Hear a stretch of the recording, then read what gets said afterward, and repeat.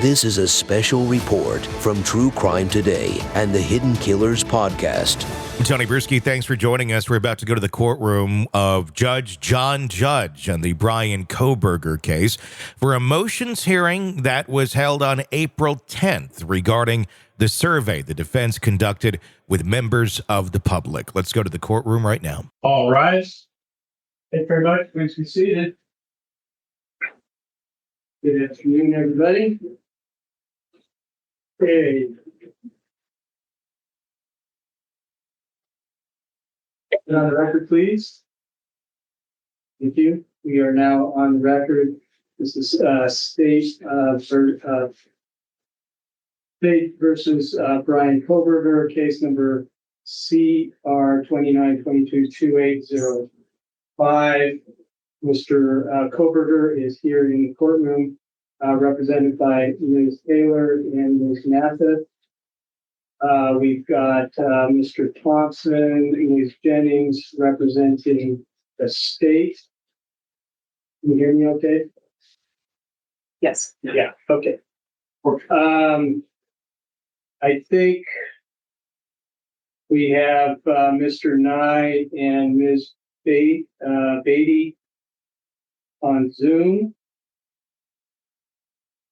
Anybody else on Zoom? Ms. Taylor? No, Mr. Logston is not going to be on Zoom today. He had the other hearing. Ms. Beatty made it apparently. So, and I have also, you have Mr. Edelman, Dr. Edelman here today. I do, Your Honor. Okay. Great. So I think what we're doing today is just a continuation about the questions, particularly on the surveys and where we go from here. You did drop off a sealed exhibit, right? Anything to say about this or just? Yes, Your Honor. That sealed exhibit goes with one of our discovery requests, that the exhibit that outlines what we're requesting has to be under seal. And so I had to hand deliver that to the court. A copy was hand delivered to the state. It is not up for discussion today. Okay, great. Thank you. One other thing to just tie up is the order unsealing the state's motion for order prohibiting contact with prospective jurors. There was a discussion between both of you about redacting a particular sentence, maybe last time, and so that we were going to take care of that. I didn't. Ms. Taylor indicated that there was a sentence she thought we might want to consider redacting. I haven't heard back on that, and I know that she's been busy on other things since the 6th. You want to just talk to each other for a second? I understand the microphones in the courtroom are very sensitive. Perhaps we should do this after court today and go ahead and do the testimony of Dr. Edelman first. I'd be happy to talk to the state afterwards. Right. All right. So is that where we're starting now? Yes, Your Honor. Actually, Judge, I think we need to discuss some preliminary matters first. Okay, go ahead.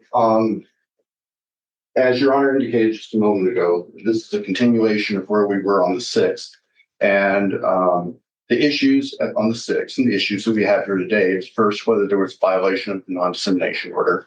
And if so, where do we go forward from that point? And I think it was clear from our discussions on the 6th that the fact-specific questions did violate the order. I realized that the defense would like to proceed with those questions. That's perhaps an issue for today. But I just wanted to define what we're looking at today, because about 10:45 this morning, we got what was up on the screen there, a PowerPoint that apparently Mr. Edelman prepared. And as I understand, I don't think Ms. Taylor got it until sometime this morning herself. That's the information that I was given. And we have concerns because a large part of this PowerPoint deals with the issue of a change of venue itself, which is we are not prepared to address. It is not before the court at this time. It is premature. And I don't think that it should be part of this record as we proceed forward today. And so the state took a copy of preparing a printout of the PowerPoint. It doesn't take long to look through it. Perhaps the court might want to take a look at that before we proceed, at least with eliciting things from the PowerPoint. And I realize it's last minute, but the last time that we presented something to the court in advance, Ms. Taylor complained profusely. And I realized it was only 11:15 when we got this today. And so we just figured we would raise it with you now. Okay, thank you, Mr. Thompson. Ms. Taylor? Your Honor, I would disagree with counsel that the court made a determination that we violated the non-dissemination order. In my mind, that issue is very right for the court today, as is where do we go from here with the survey? Dr. Edelman has made himself available in court to explain the survey, the process of the survey, why it works, how long it's been used, how widely it's used, and what it doesn't do, and what it does do to present the court with some options to make a decision where we go from here. Whether the court decides we violated the non-dissemination order or not is up for discussion, and we're prepared to further argue that, but we think you need to hear the testimony first. As far as this PowerPoint, I had access to Dr. Edelman yesterday afternoon, and we worked on it late. I didn't have a final copy to give to the state until this morning. So they have it. We are not arguing venue now. We're talking about survey and how that relates to our change of venue motion. We know we're arguing the venue change later, but we have work that we still need to do. And that's where we are today, and would ask to present our PowerPoint and present our testimony with Dr. Edelman as we've prepared to do. Okay. Taylor, so Actually, Ms. Taylor still has a copy of the PowerPoint that I made available to the court. okay, so seems like this happens to me in this case that there's an argument about whether I should go ahead on something or provide some information that I don't see yet. So I feel like sometimes I'm making decisions that I'm in the blind here. So I'm gonna look this over. Any problem with that, Ms. Taylor? Well, Judge, give me just 1 second.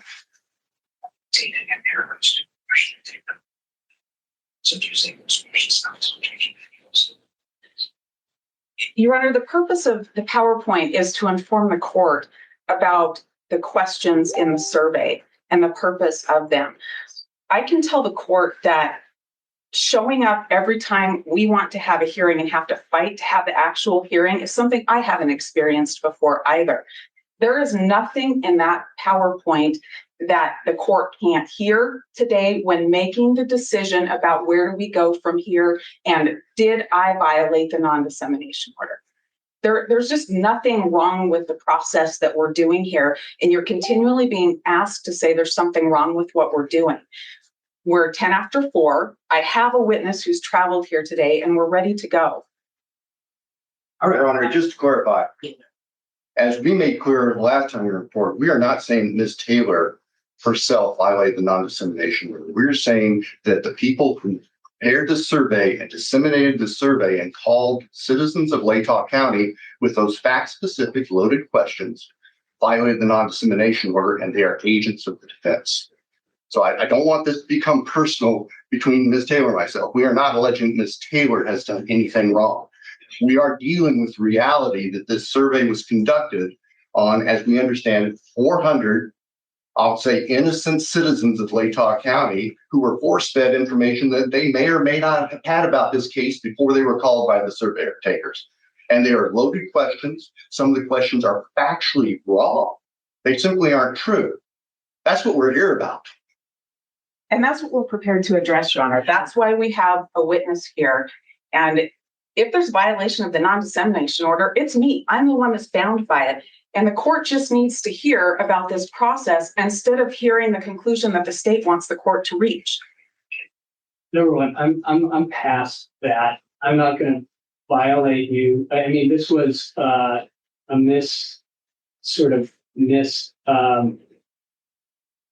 communication problem with Dr. Edelman not getting the order.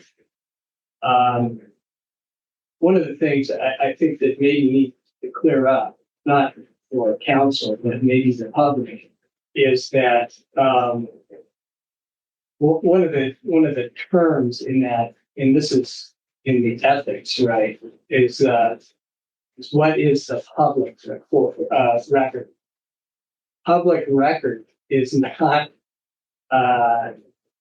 traditional media. It's not social media. It's not what anyone might say in public. Okay, that's the problem that we're kind of balancing here, because the public record is case that is available to the public in this case. I mean, I think we can all agree with that.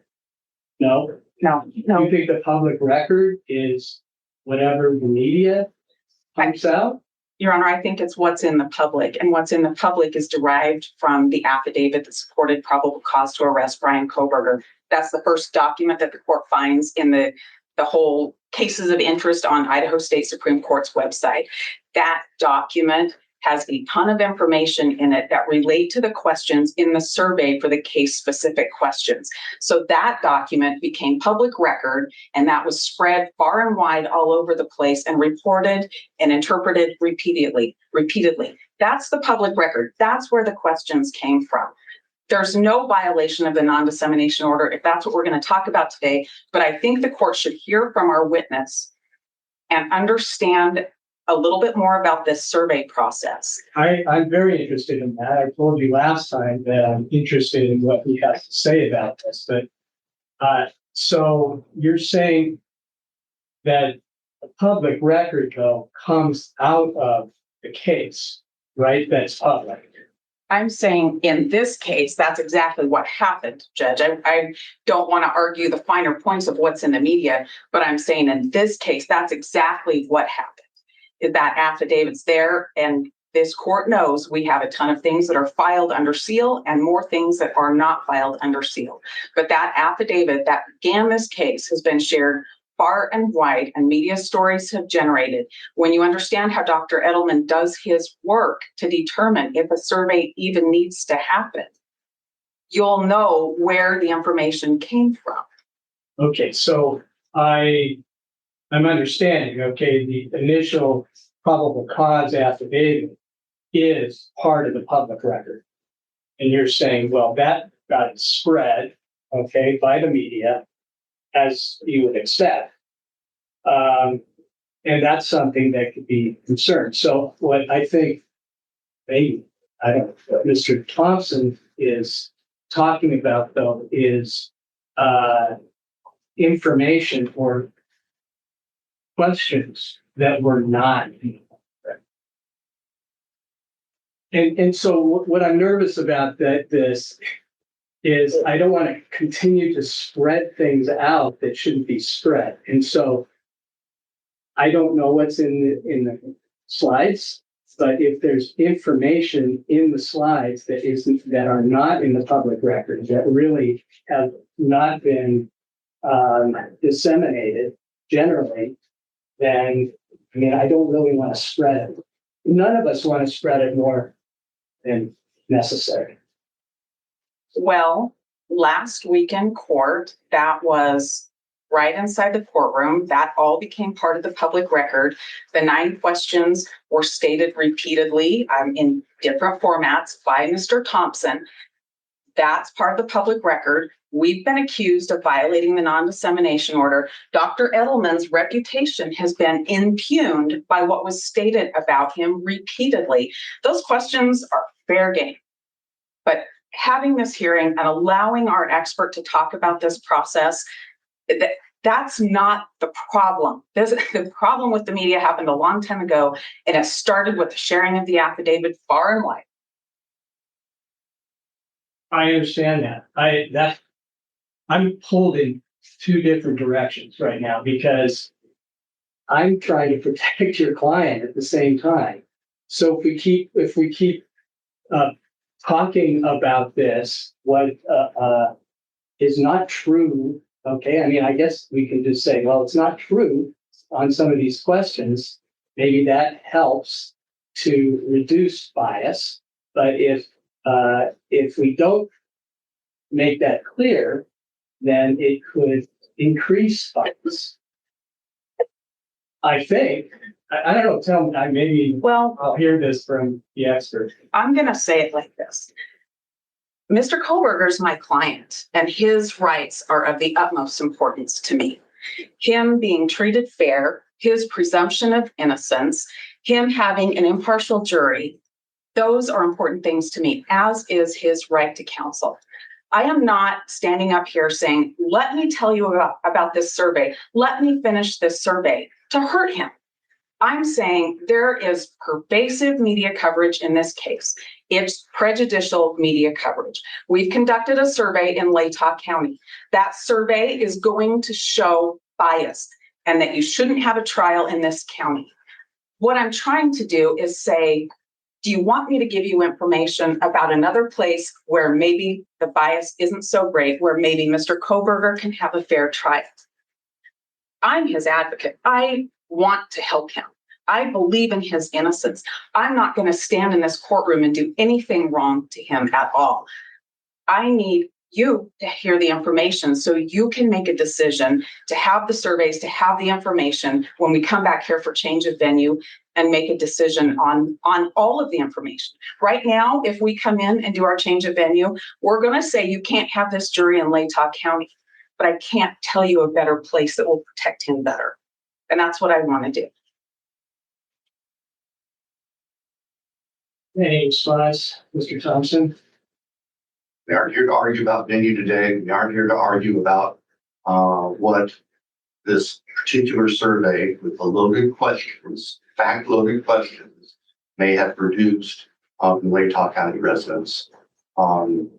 As we mentioned last week, the structure of those questions assumes that every person that is called has heard all of the media in this case. And we know that that just simply isn't true. So for those citizens in this county who have not heard all of the rumors, who have not been following the media, who haven't inspected the court record, who are essentially ignorant of facts in this case, well, that's just been jaundiced by the questions that were asked. They have now been force-fed facts, some of which are not true, some of which would not be offered in court, and in fact, probably wouldn't legally be admissible in court, to somebody who may never have heard them before.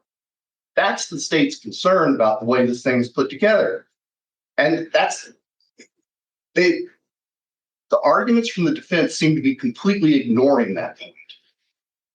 That there are people out here who don't know all the things that they were being asked. And by asking the fact-specific questions, we were inoculating them with information that they didn't have before about this case that could affect their ability to sit as jurors. It's just simply irresponsible. It doesn't make sense. Listen, this is one of the things that I was thinking about, is maybe we can inoculate by saying you can't rely on any of this information. It's not established by evidence. It's not been provided in court. But to just send a message out to be clear that these questions have nothing to do with guilt or innocence or even truth. But that's not what was done, Judge. I know. We have to fix this in some way. Yes, sir. That's what you said last time. And so I just want to help the public understand that this is not the trial. Your Honor, Yes. at this rate, we may never get to trial. We know this isn't the trial. We brought Dr. Edelman to talk about the process, which will answer the state's concerns about this process. He hasn't even had a chance to tell you how this is constructed. He's the one that's the doctor of this kind of work. He's the one that's the professional. He's the one that knows how to do this. He's the one that spent his career understanding surveys and how to construct these. You need to hear from him. Going back and forth between what Bill thinks and what I think doesn't matter. What matters is you hearing from the expert to make a decision. He's here. He's ready to testify. We're 20 minutes into this hearing, and he hasn't been allowed to take the stand yet. He came to inform the court about this process. Well, there's no question I'm going to let him testify. I just wondered about what's in this. I haven't looked at this, but you're comfortable having this come out into the public? Yes, after last week's hearing, absolutely. Okay, and you looked at it, Mr. Thompson? We have concerns, Is Judge. it alarming? Well, part of what's in there is a part of the survey study being published now, if this comes to the public, without any comparison to anything else. And it's the product of these loaded questions. It takes us back to the fundamental issue of how this survey was conducted and the assumption that the people who were being called already knew all this stuff. And so it didn't hurt to specifically ask them, have you heard about such and such, the specific item?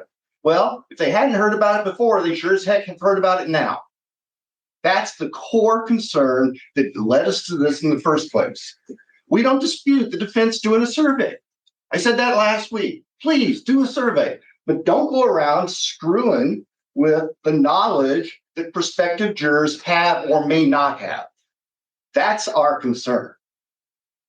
And, Your Honor, when we parted ways last week, the court said, Ms. Taylor, talk with Mr. Edelman and see what the options are. Well, my understanding from the email I received the day before yesterday is the survey cannot be changed.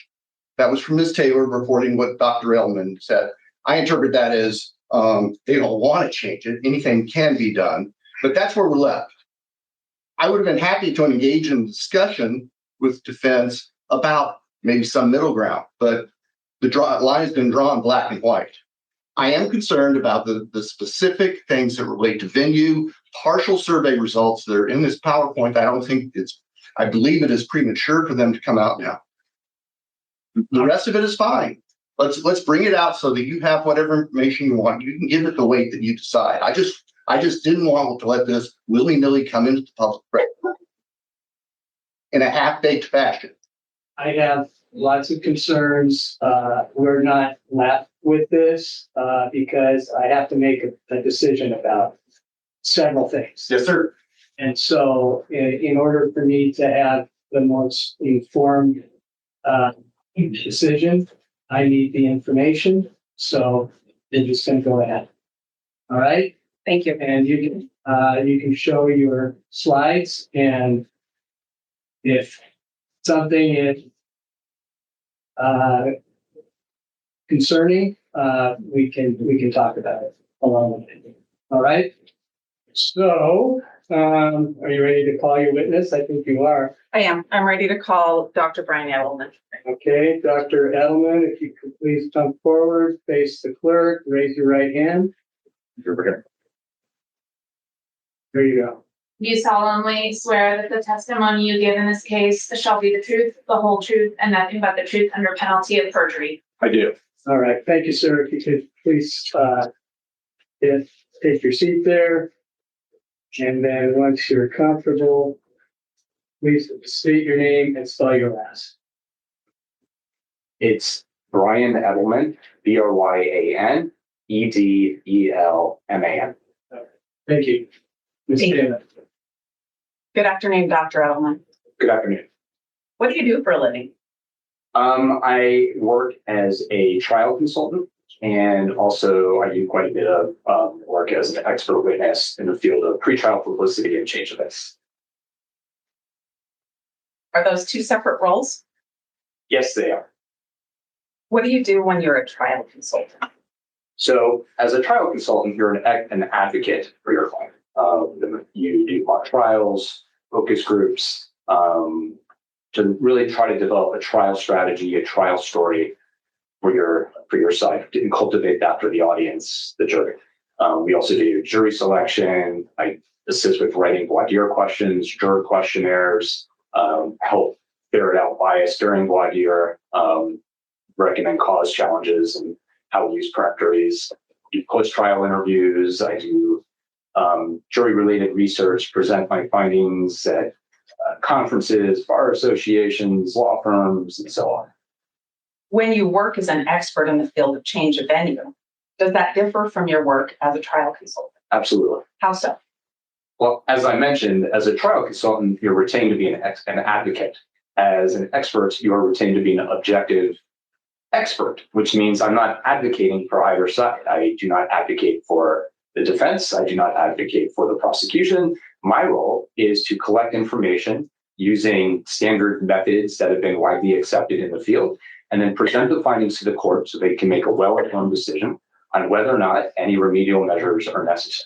So there are times where my findings support what remedial measures, like a change of venue, and there are times they don't. And when they don't, I recommend against a change of venue, whatever the data supports where I go. I want to understand a little bit about your educational background that allows you to do that work. Okay. How were you educated? I'm sorry? How were you educated? What degree? Starting in grammar school. We can skip to college. Yeah. So I have a bachelor's degree in psychology from Florida State University. From there, I attended the University of Nevada in Reno, where I studied social psychology. My particular interest was in the application of social psychology in the field of the legal arena. So I was really interested in juror decision-making, jury decision-making, group dynamics, how people process information and evidence, the impact on pretrial publicity, pre-existing attitudes, and that sort of thing. The school I went to really focused on that area. That's where the National Judicial College is, the Grant Sawyer Center for Justice Studies, and several professors in that field. So I conducted research at the Grant Sawyer Center for Justice Studies. I helped run a program through the Department of State that brought in judges and attorneys to the United States, where they would travel around the country and meet with people in their field. So I worked with the National Judicial College in that regard as well. And then from there, when I finished my PhD, I got a Rotary Scholarship to study in the United Kingdom, where I got an LLM in International Humanitarian Law, which I do not use. During the course of your career, have you been published? I have. I've been published in this area of survey methodology. My research was on the death penalty, so I have a book published on the death penalty. I am the co-editor in California. There's something called the CEB, the Continuing Education of the Bar, and there's a criminal procedure book that comes out every year. It's kind of like the Bible for criminal procedure, and I'm a co-editor on the chapter on change of venue. I was also on the committee for the American Society of Trial Consultants that publishes professional guidelines for writing change of venue surveys. So on that. And I've also done research on, one of the questions is always, well, why can't we just pick a jury in a high profile case? So I've done research on the use of the set aside question. So if people have been inundated with a lot of prejudicial media coverage, how do they respond to that set aside question? Do we see, for example, if somebody's been exposed to a lot of prejudicial coverage, you'd expect them to say, I cannot be fair and impartial, I know too much. And so we were looking at research on that as well. And then last thing I promise is I've also done research on what's called minimization language. So when you ask people an open-ended question on a juror questionnaire or in voir dire in a high-profile case, this is the only standard question, what have you read, seen, or heard about this case? That's the open-ended question. And people minimize what they know. That's something Dr. Ed Bronson came up with because he had noticed it. And that's like using language such as, I only recall what was in the paper, or I just followed it. I just remember it was on the news. And they don't really elicit a lot of information. It's minimized knowledge. So did research on that. That's been part of your research? Yes. When you work as an expert, if you're hired as an expert to work on a change of view issue, and I think you told us how your work is different than when you're a trial consultant. Can you tell me how you start in that role as an expert for change of venue? Yeah. So I've been doing this for about 15 years, I'd say, as an expert witness on this area. On change of venue specifically? Okay. And to do with surveys, just to be clear? Yes. From some of its surveys, other times it's post-conviction, and once again, I've done it federal cases, state cases, multiple states, including Idaho. But the way I learned was from Dr. Ed Bronson, who was kind of the pioneer in the field. He worked on cases like the Oklahoma City bombing case and a host of other prominent ones, the Boston Marathon, a bunch of them. So he was kind of my mentor in this area. And there's a 3-stage process. So the first phase is collecting the media coverage. Because really the question is initially, is there extensive coverage and is there prejudicial coverage? So I collect the coverage and assess the nature of that coverage. Does it include inflammatory language? Does it include inadmissible or misinformation? Now, just because it's not true does not mean people don't see it. And it does not mean that they don't develop opinions based on that information. So it's very important. In fact, some of that stuff is the most prejudicial stuff that there can possibly be. For example, if there is a prior conviction and then the conviction's thrown out, well, that's pretty prejudicial for the new trial. Not admissible, but very prejudicial. So I'm looking for information like that. I'm looking for references to prior records. Maybe there are victim impact statements where victims' families may be suggesting what the outcome should be. That could be prejudicial. How did the community respond? Are there candlelight vigils? Are there, GoFundMe efforts going on? The status of the victim, is it focusing on that? So there's a gambit of things that we look at. Sometimes there's political elements that are important in high-profile cases because it might be that a politician's involved. So it just depends on the case. So the first thing is assessing the nature of the publicity. Now, if there's not a lot of extensive pretrial publicity and it's not prejudicial, it stops there. And that's happened where there's coverage, but it's very superficial. It's very neutral. There's not a lot of detail. There's nothing particularly impactful. Maybe it's focused primarily on just the victim or something like that.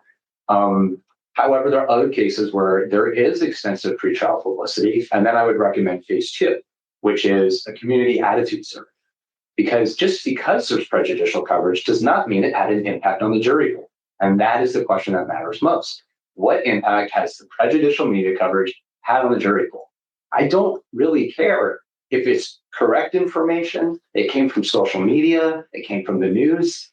It had an impact on the jury pool. That's what matters because they develop opinions and attitudes. And it doesn't make a difference if that fact is true or false. They still develop an opinion and an attitude about the defendant, about the evidence and perceptions of guilt. All of that is what I'm looking at. So I want to see if the media coverage has had an impact. And that's why we do a community attitude survey. And then depending on the results of the survey, there's not enough evidence there to suggest that anything is required. It could be remedial measures such as individual sequestered voir dire. Maybe that's appropriate in some cases, all the way to the extreme case where it might be a change of name. I want to understand a little bit about the source of media you review to do your work. Can you tell me what you take a look at? I always take a conservative. Your Honor, I'm sorry, I need to object. This PowerPoint is being played for everybody with no foundation. It's not an exhibit. I think that's improper. I mean, I'm trying to listen to Dr. Edelman's testimony, and I keep seeing slides changing in front of me over here, and I don't think that's appropriate. Well, you've seen the slides. I have. You looked at But them. everybody else here hasn't. What I'm seeing here, though, is just an explanation of how he goes about in surveys. Understand that. That's what his testimony is. But we're getting this visual aid that there's no foundation for, Judge. Well, It just seems. well, hold on. I'm viewing him as an expert. Okay? Yes, sir. He's explaining what he does. So I'm going to. No problem with that. The PowerPoint's a problem. I don't have any problem with his testimony.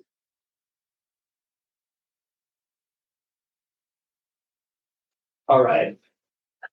I'm sorry. Yeah. Frankly, I've never seen something like this occur. That objection. I mean, this is not necessarily factual.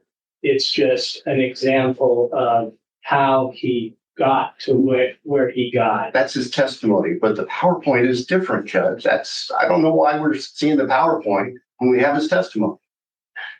You want to respond to that? I do, Judge. This is a courtroom demonstrative aid that helps to track the testimony of Dr. Edelman, I can hand him my computer and let him advance the screens if that makes a big difference in it. This just helps explain his testimony. Judge, we don't have a jury here. Let's just proceed. Okay. Thank you. Proceed. Go ahead. Dr. Edelman, we were talking about where you get your information. We were talking about the what? Where you get your information. What media do you look at? I think that's where it was. Yes. So I take a conservative approach to how I do it. I look at newspapers in the local coverage right now.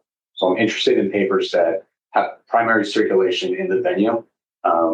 Case like this has been reported in many other newspapers, but I wouldn't, for example, look at a newspaper published in Dallas because I don't know if somebody in Latah County would be looking at a paper in Dallas. So I look at the local coverage. I try to look at like local television coverage to see what the community is likely exposed to. While we're here, I want to ask you some questions about the non-dissemination order. Okay. That's been a hot topic, and you've heard some of it again today. Are you aware that there's a non-dissemination order in this case? Yes. How did you become aware of it? Well, the first time I became aware of it was when I was reading the newspaper coverage, because that was one of the topics of media coverage, was discussing the non-dissemination order and media's efforts to have it changed. So I was able to read it and follow it in that media coverage. So that's the first time I saw it. And in January, did you receive an email from my office with the non-dissemination order? I believe I did. And you looked at a hard copy again recently? Yes. All right. Does that non-dissemination order change how you did your work? I'm sorry, can you know? Does the existence of the non-dissemination order change how you did your work? No, it did not. Have you worked in cases where there's a non-dissemination order at other times? Many times. Was the sole source of the information that you use contained in the media? Was it came from the media? Sorry. Yes. Everything I used was widely disseminated through the media. Widely disseminated. Did you find out where the media got the information? Yes.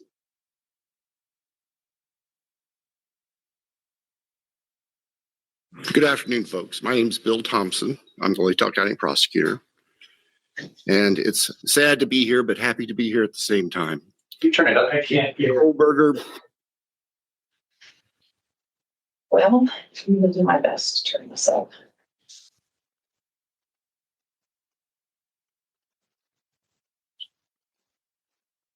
Yeah, you don't have to. If I put the microphone up, is that better? So, yeah, but Christy, you don't have to type out things that are recorded here. And let me preface, there is a pending case now in court, and I in my office and the investigators have to live with the restrictions that our Supreme Court places on pretrial publicity. That said, I promise you we will share with you through the court process or otherwise whatever we are allowed to. I just appreciate your patience on that. The factual basis for the charges are summarized in what's called a probable cause affidavit that is on file with the court. According to the rules of the Idaho Supreme Court, that is sealed until Mr. Kohberger is physically back in Latah County and has been served with the Idaho arrest warrant. At that time, we expect that that affidavit will be available to you so you can share the true facts with all of your readers and your watchers and your listeners and all the people who are interested and really need to know what's going on. So please have patience with us on that. We hope to get that to you as soon as we can.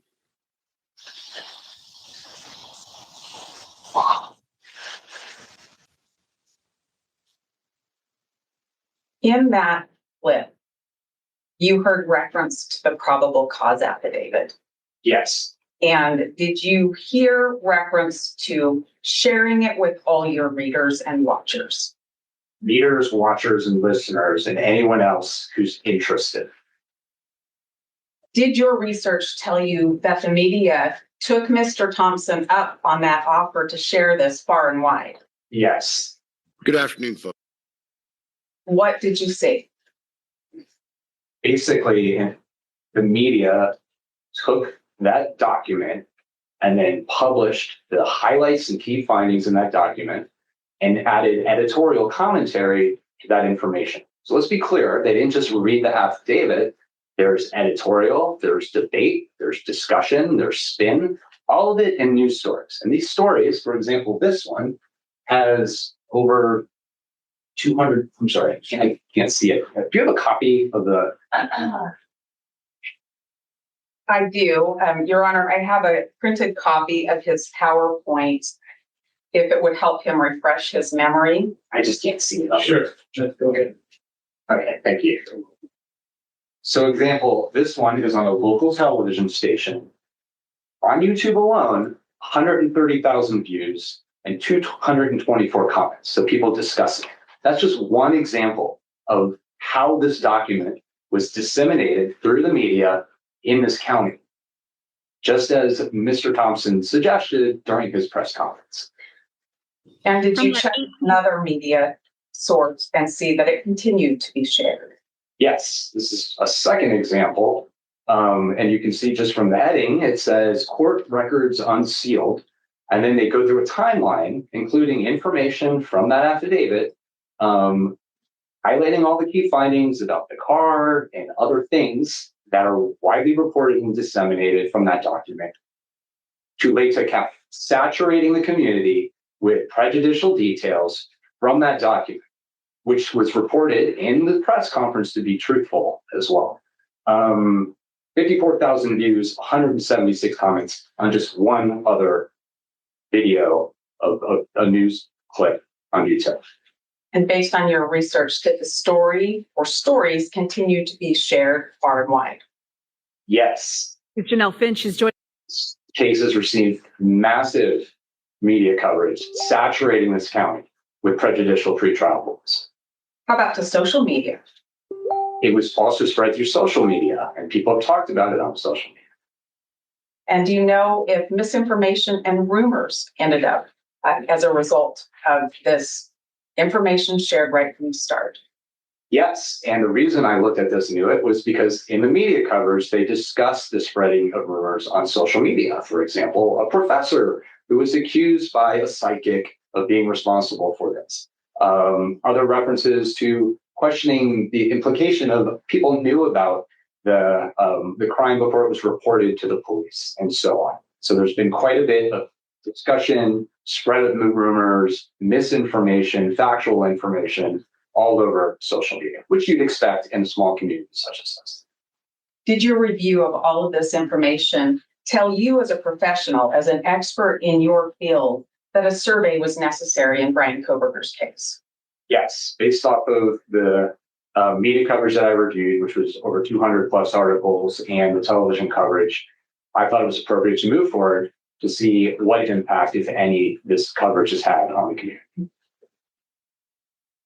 What kind of survey did you think would be appropriate?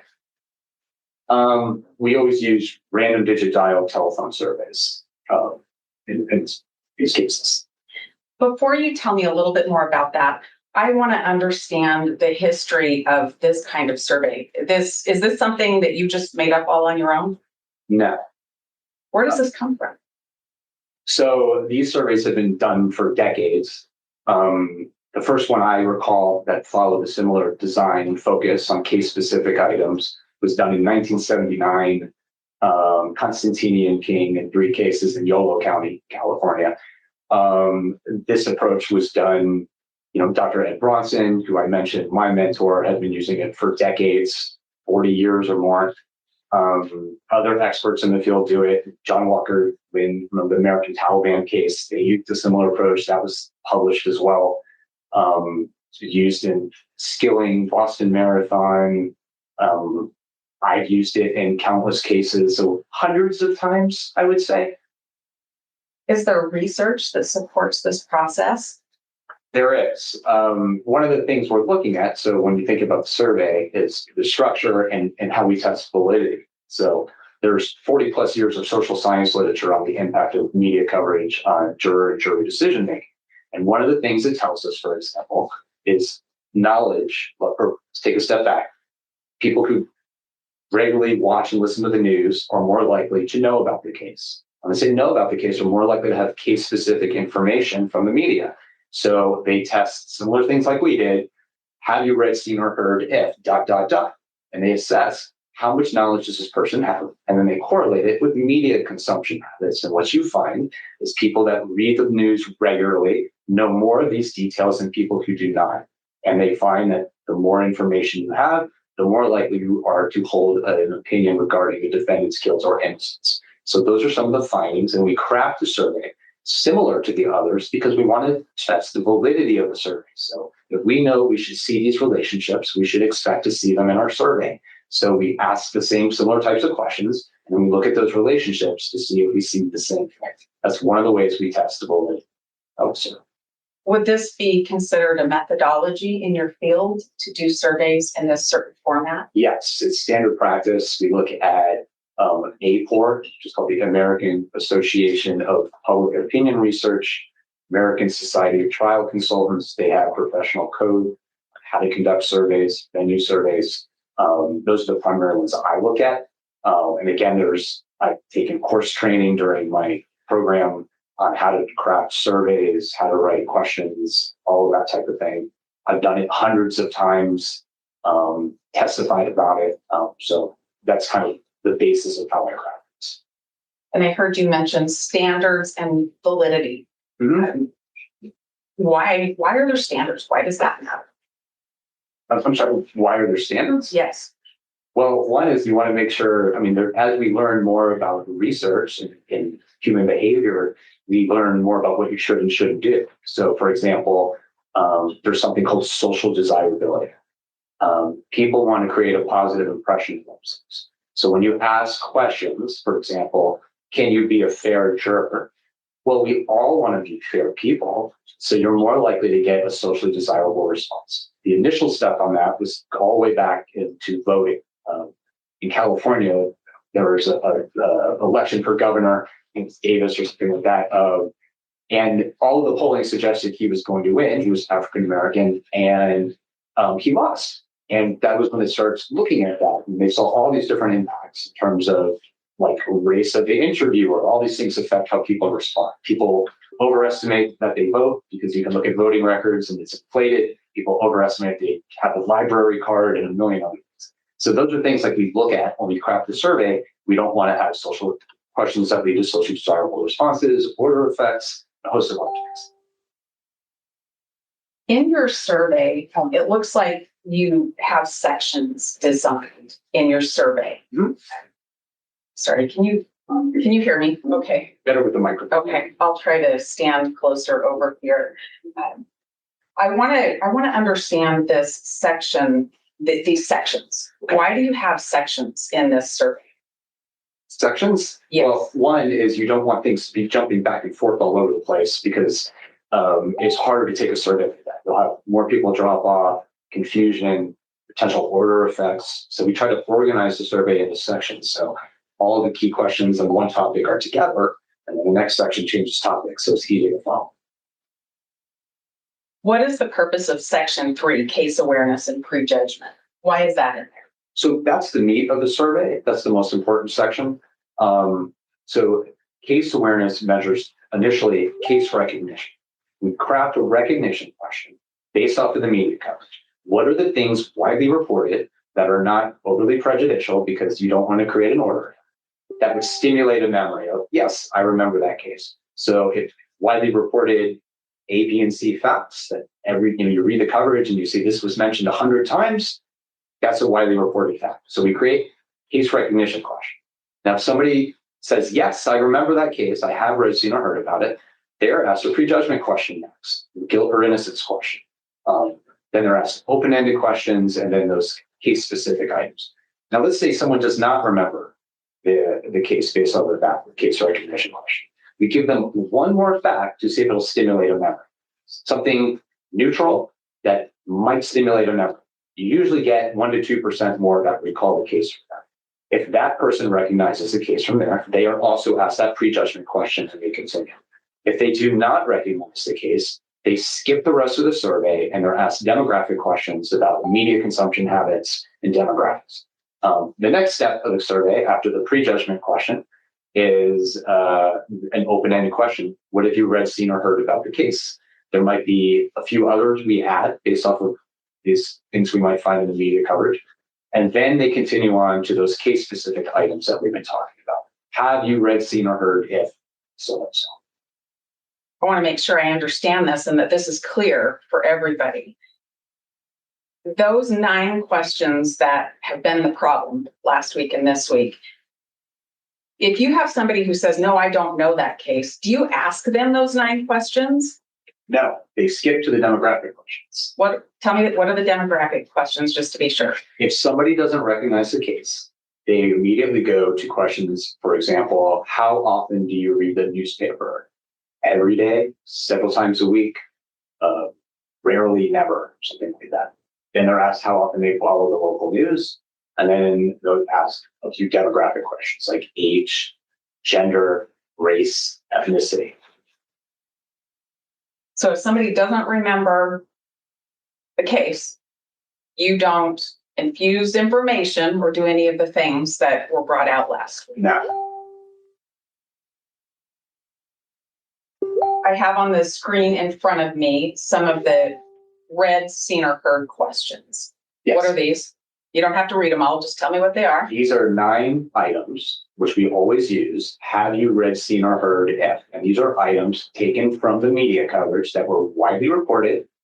And let me be clear, widely reported hundreds and thousands of times, and potentially prejudicial items. Because neutral, run-of-the-mill media coverage is often not grounds for a change of venue. So if somebody knew there were 4 victims, that's not particularly prejudicial, is it? That's a pretty benign fact. But if somebody knows, for example, about a prior conviction that's not admissible, that's very prejudicial. And it might be correlated with prejudgment. And I would like to know that, because if it's widely prejudicial and everybody knows about it, and it's correlated with prejudgment, that would likely have an impact on my recommendations, because that's the type of pretrial publicity that has been recognized by the Supreme Court, I'm sure the state court here, that is most concerning. So these kinds of questions, these case-specific questions, you do this in all the surveys that you do. Yes. And in this case, these 9 questions came straight out of the media. Absolutely. And again, widely reported throughout the media, thousands of times. Now, just to be clear, you gave an example of information that might be widely reported that's highly prejudicial that you would use in a survey. You haven't talked about Bryan Kohberger's survey yet, have you? You haven't told us the 9 questions. I have not. Okay. And we'll get there, but I want to talk about a little bit more about the history of this survey. You told us it had been used for decades.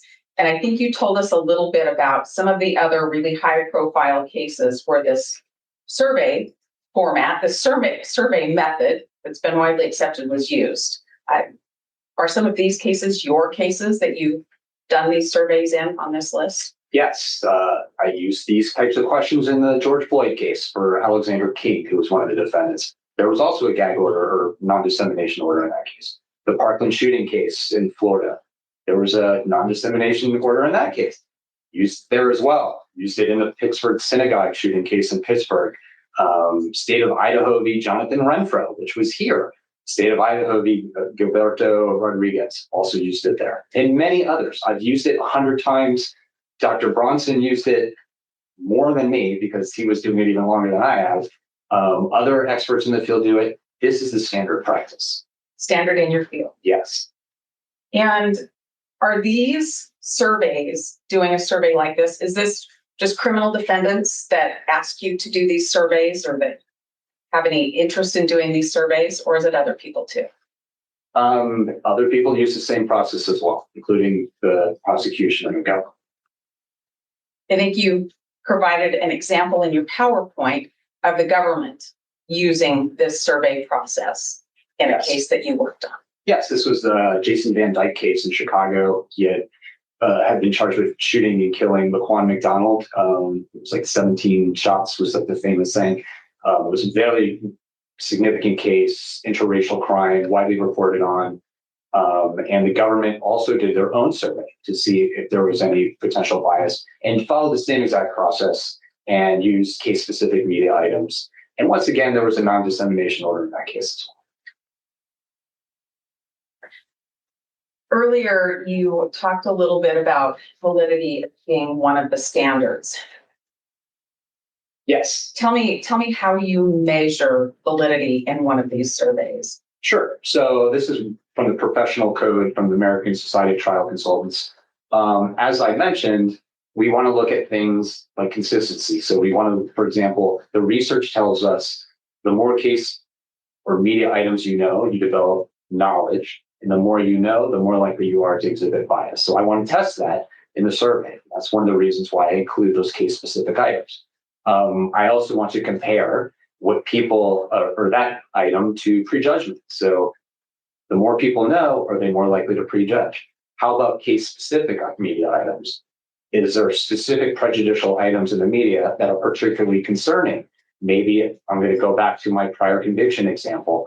If there was a conviction, so I've had this happen in a case, and then years later, that conviction was thrown out and there's a new trial. Well, that's extremely prejudicial if people know about the prior jury verdict. So I want to know, what percentage of people know that detail?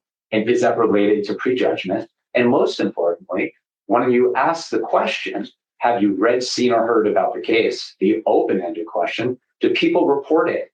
Because if they don't, and they do know it, well, that's very concerning. And that's the type of problem we run into in voir dire. Sounds like that's one of the reasons you have case-specific questions in there. That's one of the reasons, absolutely. You heard talk last week, and then you heard it again today about, can't you just change this survey and take those case-specific questions out and then do the survey? Can you do that? I would not do that, no. Can you explain why not? Because this is based off of 15 years of doing this. I know for certain, and there's research on it as well, that when you ask people an open-ended question, what have you read, seen, or heard about the case? They have a difficult time recalling everything from memory. That's a recall question. The cognitive effort required to recall everything from memory that you know is very challenging versus recognition, which is a much lower cognitive load. Have you read, seen, or heard if? Oh, now I can search my memory. Yes, I know that fact.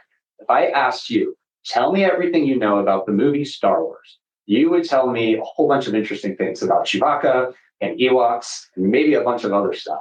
But I am very confident that you would miss things. You would not tell me every single detail from memory you know about that movie. And then I would ask you something like, did you know that Darth Vader was Luke Skywalker's father? And you'd probably say, yeah, of course, I knew that.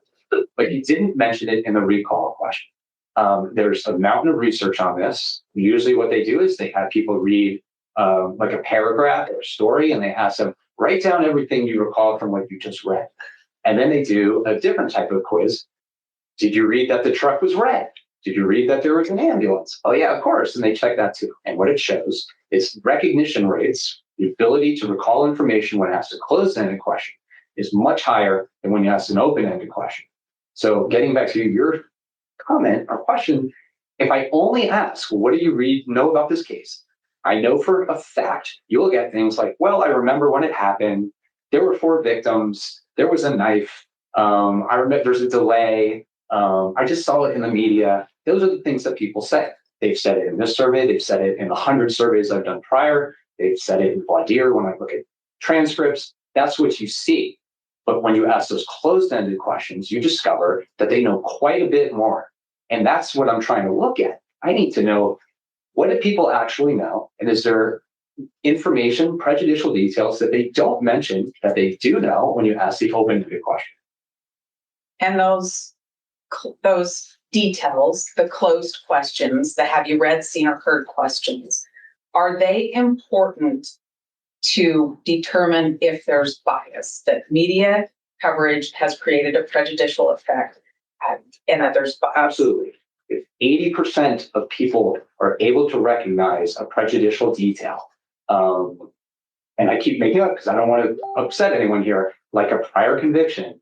If 80% know that detail, but only 3% mention it in the question, what have you read, seen, or heard about the case? That's a major problem. I need to know that because it's an extremely prejudicial fact. Things spread on social media, whether they're true or not, they still impact the jury. Very prejudicial. I need to know if they know that.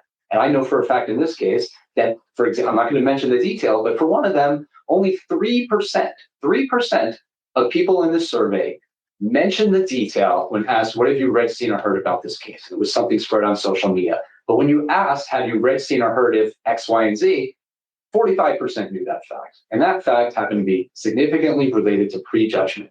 People who knew it, over 80% of them think the defendant is guilty compared to 57% who don't know the detail.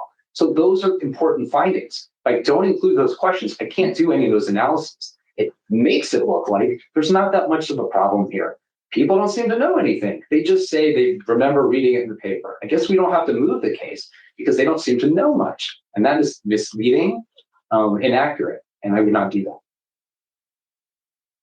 Have you had a unique opportunity to kind of actually watch this in real time to see how it works?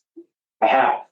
Can you tell us about that? Yeah. How did you get this unique opportunity first? So I worked on a case that was called John Fight.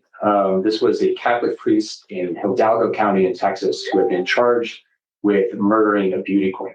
Now, the crime had happened in like the 1950s, and the trial happened in like 2018 or something like that. So all the witnesses were gone, and the defendant was obviously much older. But it was a case that was just weaved into the fabric of the community. It was so shocking. And during the hearing, after doing the survey, one of the things we did is we brought in community residents and did like a mock voir dire to prove this point, to demonstrate. And there was a bunch of things in that case that were particularly prejudicial. So we asked people, tell us what you've read, seen, or heard about the case. And they would tell us, oh, in college, I learned about this case. And I know A, B, and C. And we say, is that everything you remember? And they said, for example, here, I believe so. That's what this person said. Search their memory. Let's see. I believe so. That's it.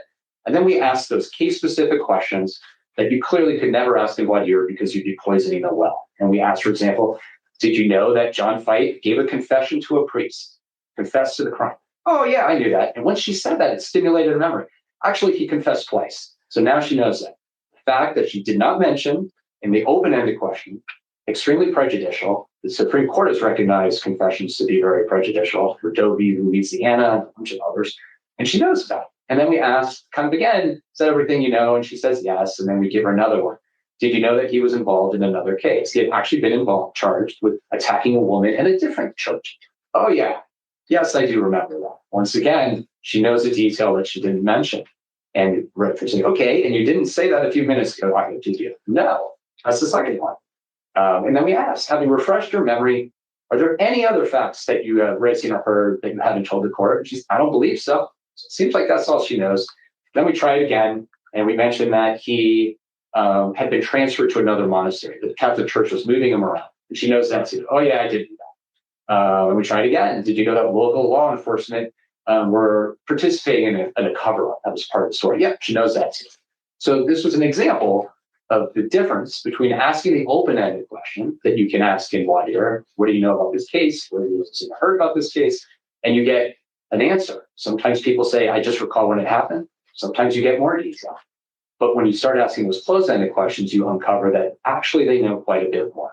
And that is the key point in a high-profile case. In the general case, it doesn't matter because there is no case-specific information. What we know is that specific attitudes predict behavior much more than general attitudes. So in a community like this, it's been saturated with media coverage that's prejudicial. We want to know what case-specific details they know, because that goes to bias. And are we able to ferret out that bias in jury selection? And that's why we include those questions in our survey. I want to talk about Bryan Kohberger's case for just a minute. Your Honor, again, I'm going to register the objection. This is going to deal with the actual issue of change of venue. It's premature. The state has not been afforded the opportunity to analyze much less respond to it. So to the extent the court wishes to allow this to continue, I would just simply ask you to give it that reduced amount of weight because the state is not in a position to respond to any of this. Okay, thank you. But you'll have an opportunity to respond to any of this where I make a decision. Not today, Judge. This I'm not goes. making This not- goes. I'm sorry. Hold on. Yes, I'm sir. not going to make a decision today. Yes, sir. I'm getting information, Yes, sir. and then I'm going to consider what you're going to provide, and then I'm going to make a decision. My point again, Your Honor, is this goes to the issue of a change of venue, not whether or not the non-disclosure order was violated and what we should do about that. Two separate issues. The state is not prepared and will not be prepared to address a change of venue issue until an appropriate motion with supporting documentation and evidence provided. And we have a chance to respond to that, which I understand we'll be doing between now and sometime next month. Exactly. Thank you. Go ahead. Thank you.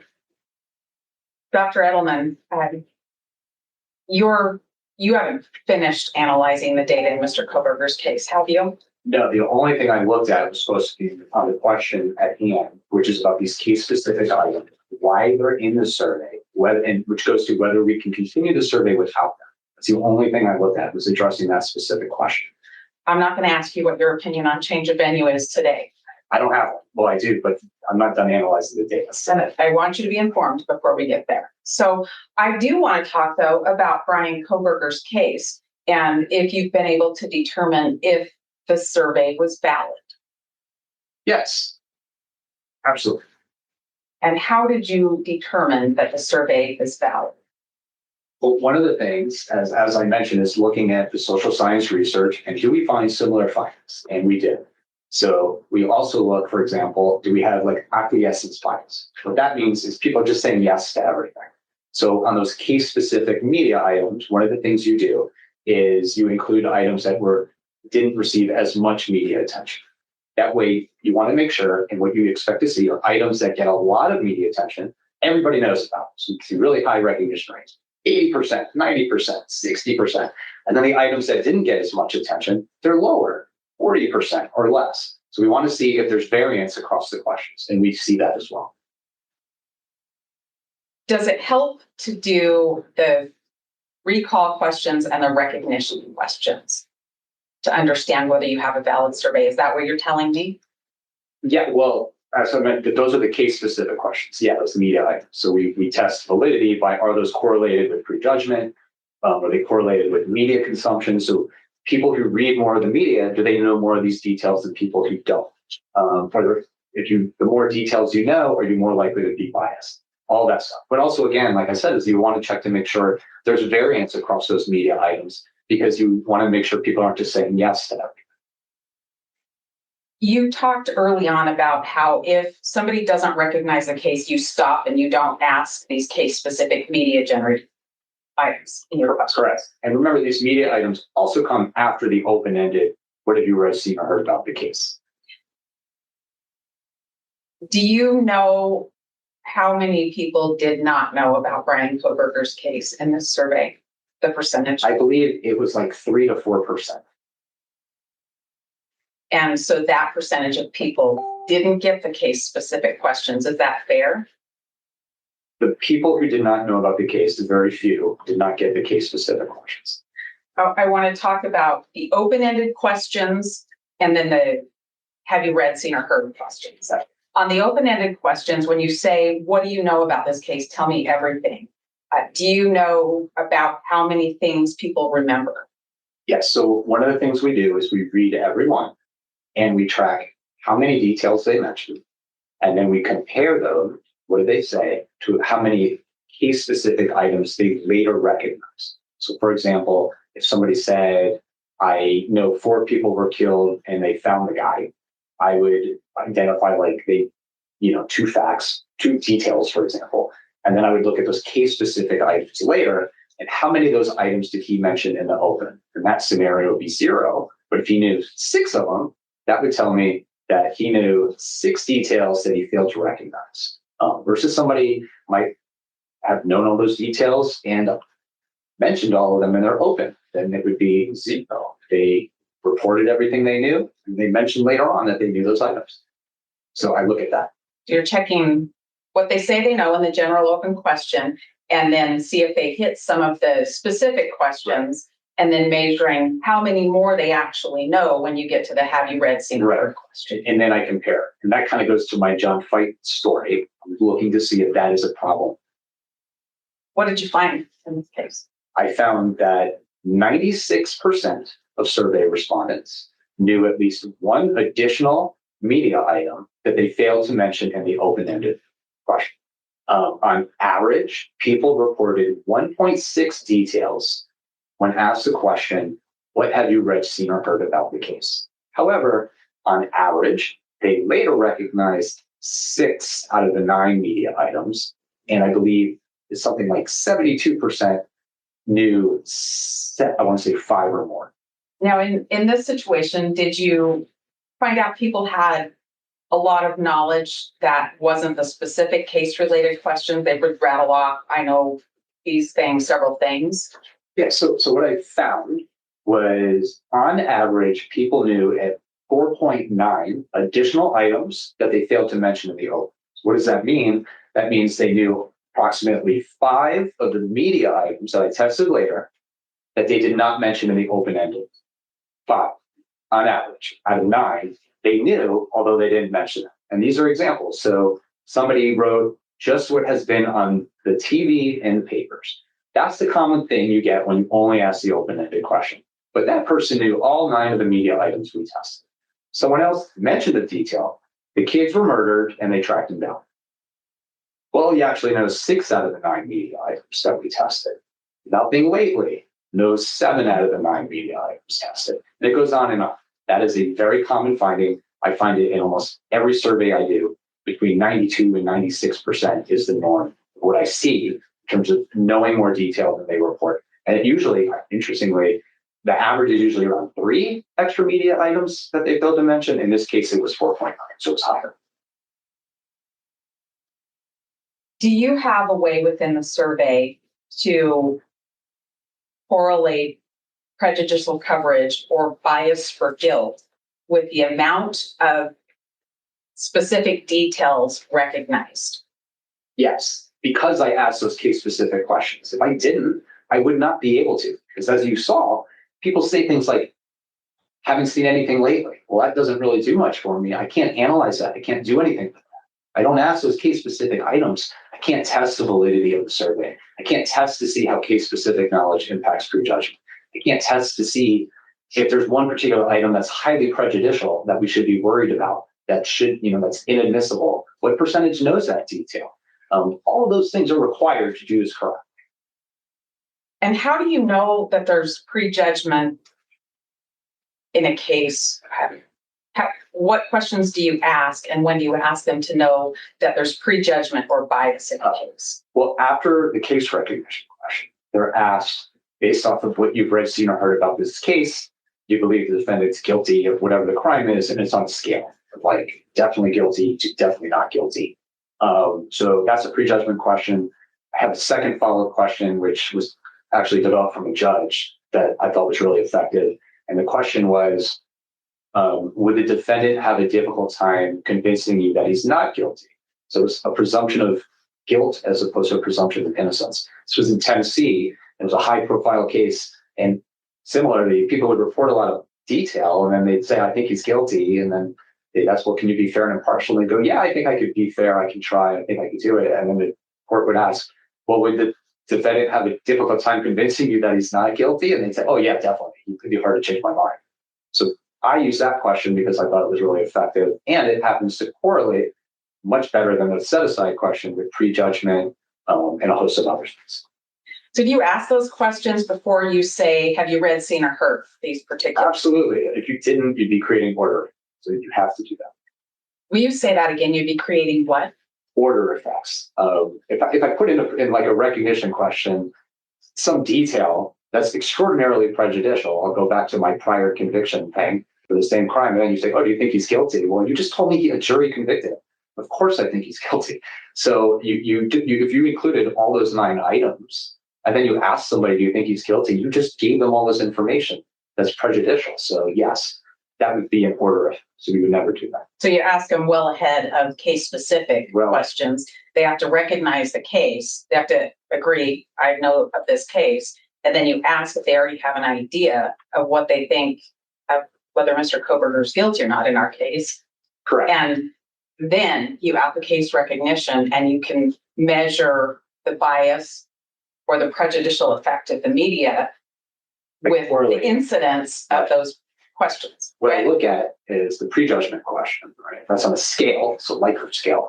And then I can look at things like, is a relationship between the number of details somebody knows and the strength of opinion? Definitely guilty. For example, if you know a lot of detail. I can look at case-specific items, media items. If you knew about X, is that correlated with prejudgment or bias? Is there something that, and so on and on. So that's how we look at the relationship between prejudgment and these different factors. Were you able to determine if case knowledge was impacting bias in Bryan Kohberger's case? Yes. So because we asked these questions, what we found is that one, like I said, very high recognition rate. So 79% of respondents knew at least 5 of these items. So the idea that we're undermining his due process rights, everybody knows all this stuff. Very high rates. 82% of respondents who recognized 7 of these items or more reported that he's guilty, compared to if they only knew 2 or fewer, only 29% thought he was guilty. And the average was 6.2. So the average number of these details people already know is 6.2.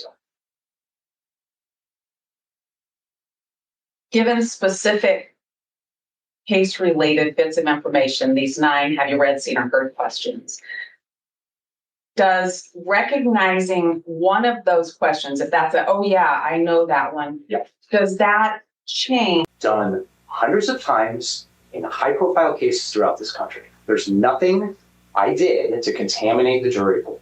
Everything I included was widely disseminated by the media in this county hundreds of times, if not more. And most of it came directly from an affidavit that the government released in a press conference and encouraged everyone to report.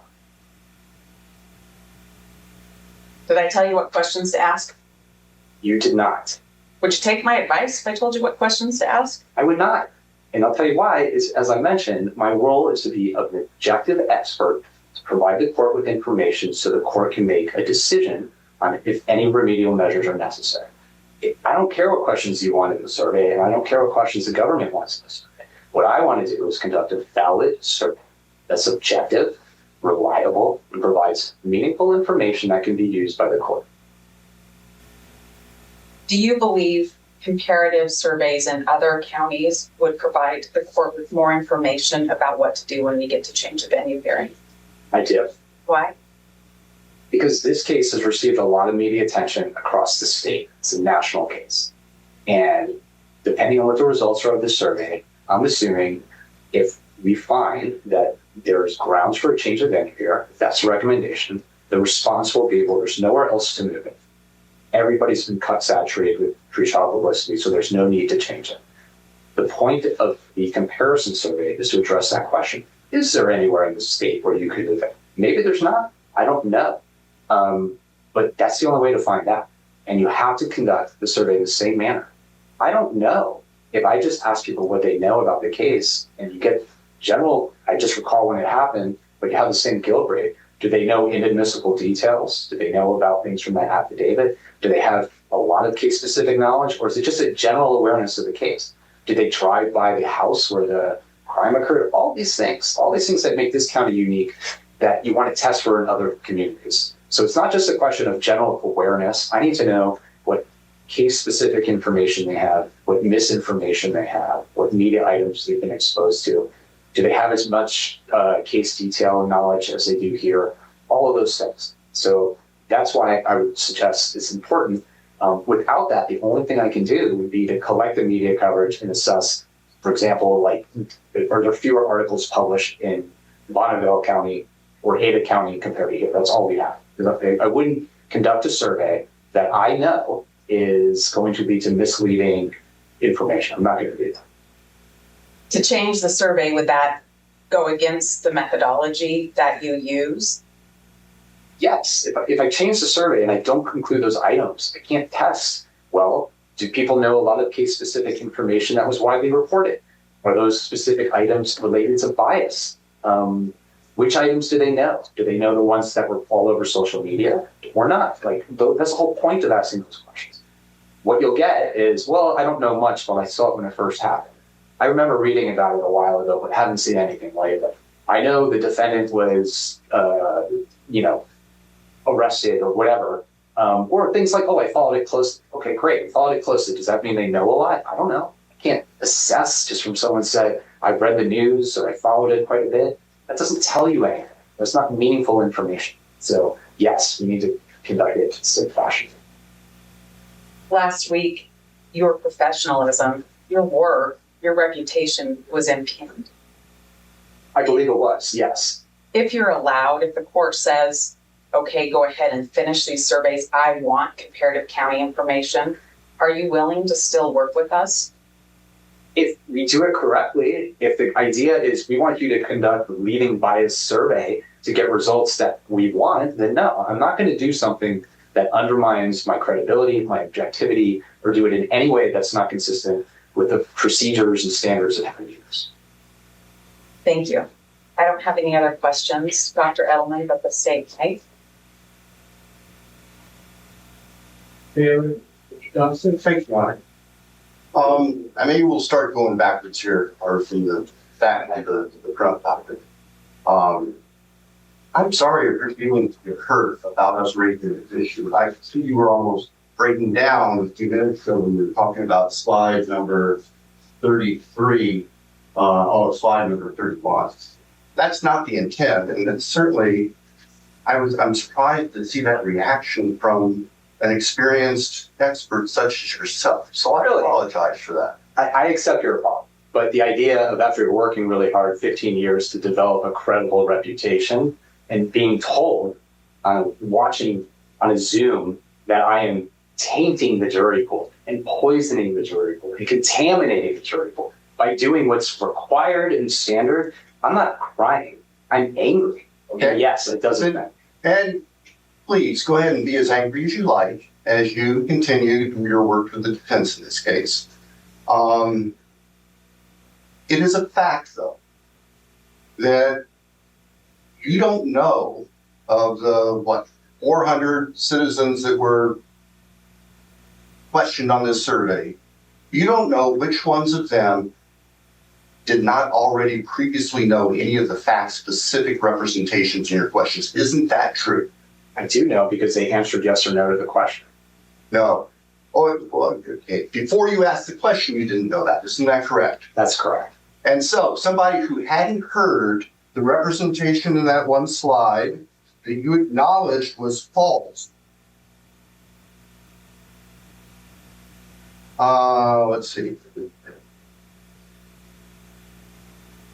You acknowledged false that Mr. Kohberger allegedly stalked one of the victims. That's false. You know that to be false. Which one? That Mr. Kohberger allegedly stalked one of the victims. Yes, I was trying not to say that because. But you knew that was false. I did. Yes. And so you have now, for anybody who had never heard that before, that question is now planted into them, unqualified representation that Mr. Kohberger stalked one of the witnesses, and that's false. That's false? Yes. Yes. Okay. Thank you. Thank you. Okay. All right.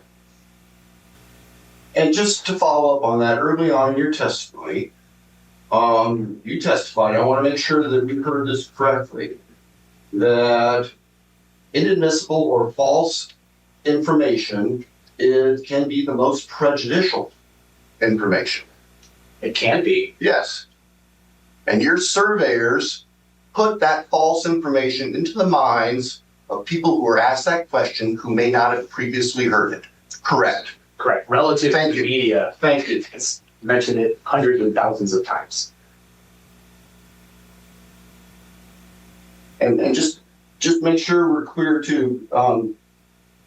Around the same time in your testimony, I I believe you testified that you don't care if the information that you put in your specific questions to the people being surveyed is correct. That you said that, didn't you? Right. I don't know what you mean by correct. True or false? I care about whether or not it's proliferated by the media. You don't care if it's true.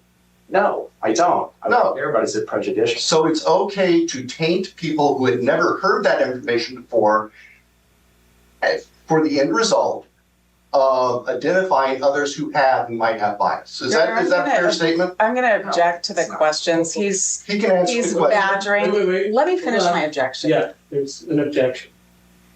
He's badgering the witness. He's misstating his testimony, and I object. The witness testified he didn't care if the information was correct, Judge. Yeah, overruled. So, May I so just No, that's okay. one person can talk at a time. And, let's take down the tone a little bit. Yes, sir. Okay, just so we're clear, the questions, fact-specific questions were propounded to people who were taking the survey, did not, after asking the question even, qualify the false facts as saying this may or may not be true, or this is actually a false fact. The survey didn't tell them that what they might have heard was false. First of all, I don't call them facts because they're media items. And then second of all, that would be ridiculous. And no, I wouldn't do that in a survey. Wait, are you suggesting I follow up? Have you seen or heard if he stalked? Oh, by the way, if you know that, let me tell you, it's not true. Exactly. That's exactly what I'm suggesting, because isn't that exactly what happens in the voir dire process? No. Absolutely it does. Your Honor, I'm going to object. Argumentative. Okay, yeah, you don't get to testify exactly about that, so I'll sustain you. Dr. Ellman, you participated as an attorney in voir dire in Idaho under Idaho laws. Have I what? Have you participated as an attorney in voir dire, conducted voir dire in a criminal case in Idaho? No, I haven't. And just to be clear, because in two places, at the beginning and at the end of your testimony and your PowerPoint, this PowerPoint, you created that as Ms. Taylor. So you adopt the contents of the PowerPoint. Yes. Oh, thank you. Just to be clear, not every fact-specific question that your surveyors asked came directly from the probable cause affidavit. Isn't that true? Well, to be clear, they're not facts. They're media items. They're representations of Your Honor, fact I'm going to object. and the PC And affidavit. Wait a ask- minute, hold on. I'm objecting and ask that he allow Dr. Edelman to complete his answer before he jumps back in. They're simple yes or no questions. What was your question? Look, yeah. Let's just say one at a time, okay? Listen to him answer, and we'll be through at some point. Thank you. So, Dr. Edelman, isn't it true that there are among the 9 fact-specific questions, that's my characterization of the 9 questions, we know which ones we're talking about.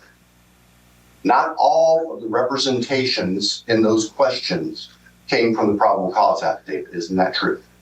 That is true. And are you aware that under Idaho law, probable cause affidavits in criminal cases become open to the public by operation of court rule once a person is arrested and appears in court? I'm sure that's true. I'm just not used to having press conferences to tell the media to disseminate the information far and wide. Oh, so let's talk about that. That press conference was made prior to Mr. Kohberger's appearance, prior to the release of the affidavit, and the press conference only referred the media to what would be part of the official court record. Isn't that true? I don't know. All I heard was this is going to be released. I encourage you to tell your listeners and viewers and anybody who's interested in the truth. By going to the court record and looking at the probable cause affidavit. Isn't that true?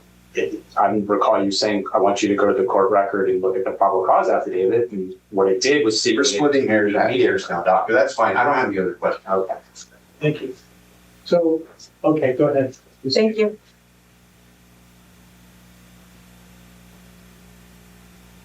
I want to start with the probable cause affidavit, and I think you testified that that probable cause affidavit was spread far and wide in the media over and over again. Do you recall that? Let me be clear.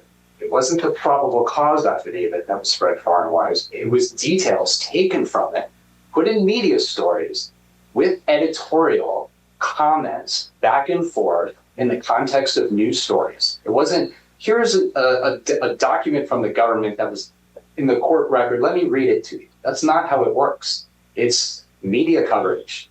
That's how it's reported. Taken out of there, DNA stuff, all the other stuff in there, reported within the context of a news story. So the news takes this document, takes things from it, and runs with it, spins with it, changes it, talks about it, and sends it out. Yes.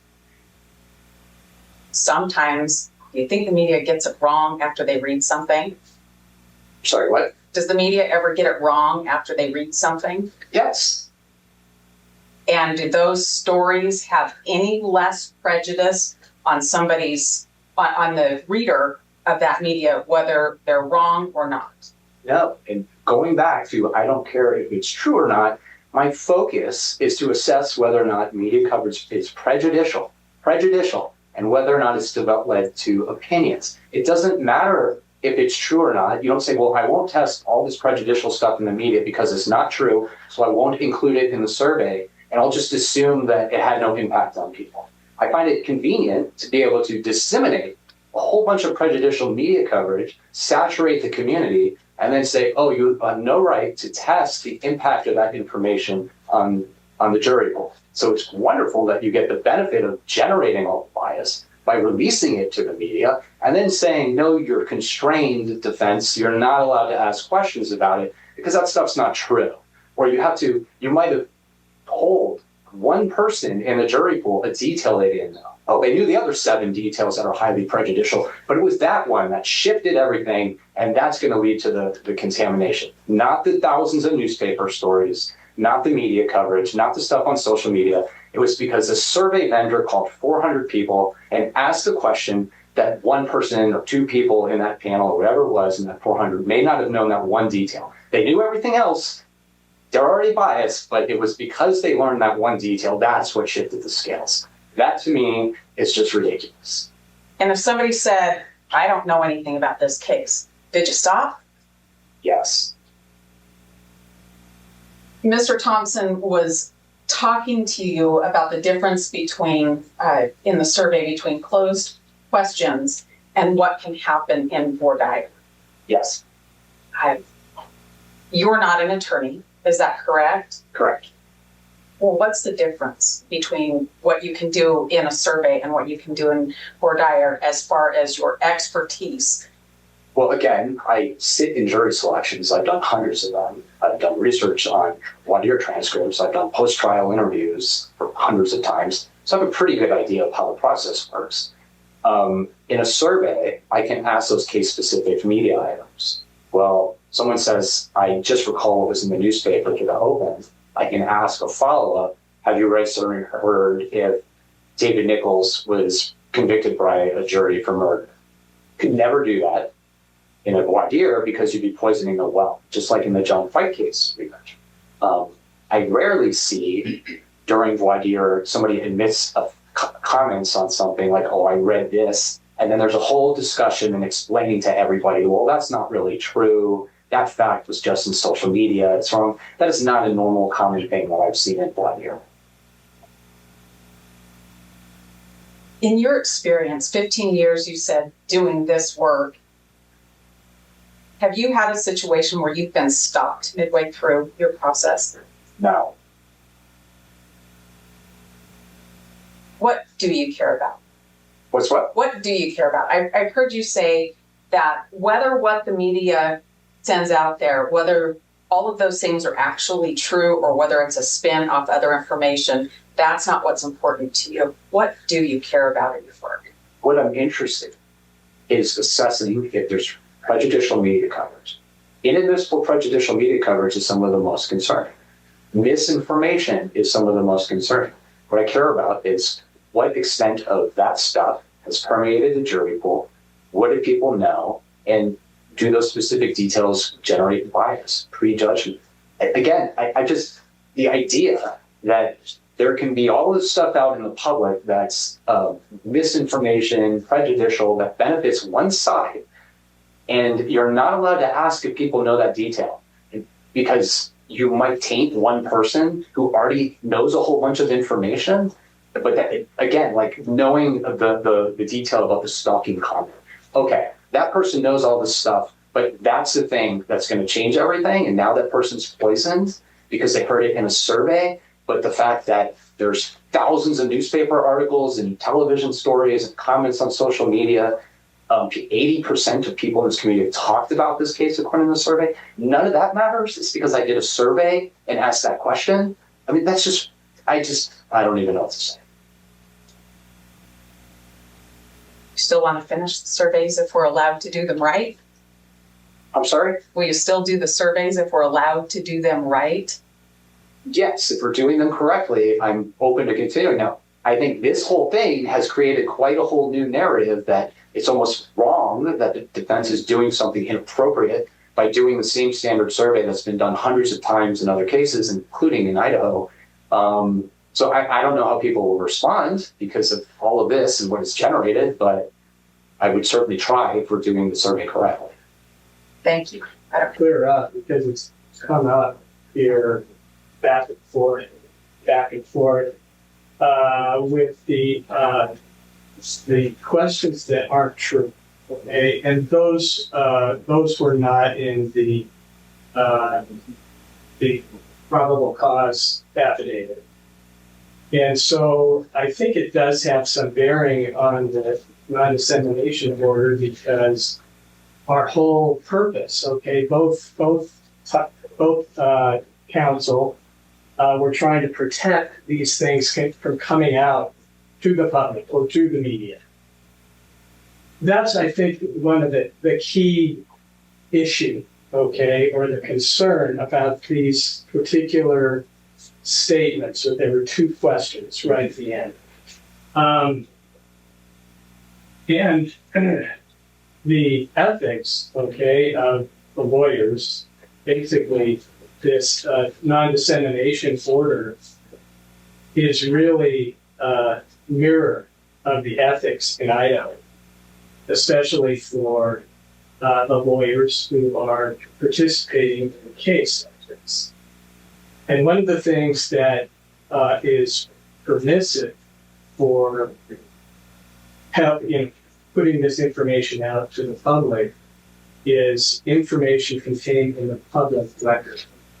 Okay, so the public record is a case file that is available to the public. That's the law.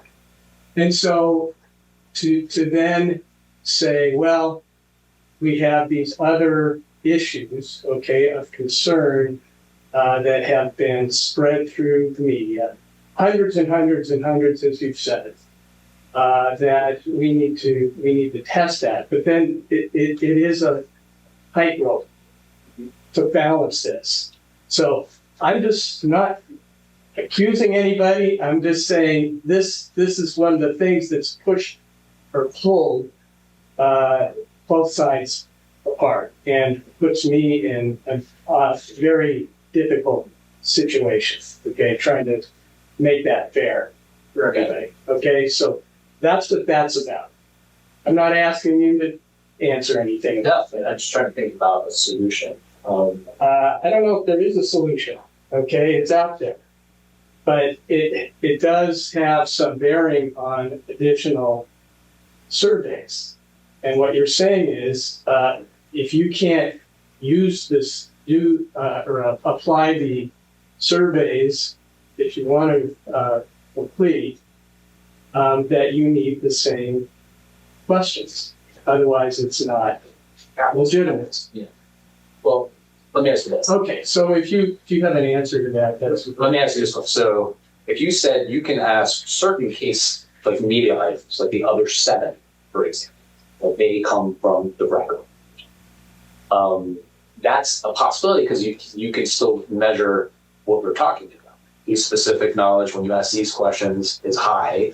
The more you know, the more likely they are to be prejudiced and biased. And you see differences in the ADA count or a different count. Now, you have to acknowledge there's these other stuff out there that's highly prejudicial, and we will not know if the rate of awareness of those details are as significant as they are here. So then it's an unknown. So if the argument is, well, it doesn't look so bad because all I know are the things in the affidavit, for example. Well, there's this unknown out there again, because those items happen to be some of the more prejudicial items that we found. Yeah, this is a death penalty case. And so when we're talking to jurors, we're going to probably talk to a lot of jurors individually. Sure. And it's going to be on the record. And we're going to talk about them, about what they think or what they've heard in real detail. So there's that. Okay. So I guess I'm kind of wondering too, in terms of all the people that may have been called that didn't pick up the phone or don't want to pick up the phone because everybody knows, okay, that, oh, I don't know this person as my phone is ringing. Yeah. And I'm not, and then there are lots of people, including me, that would never answer a question, okay, on the phone.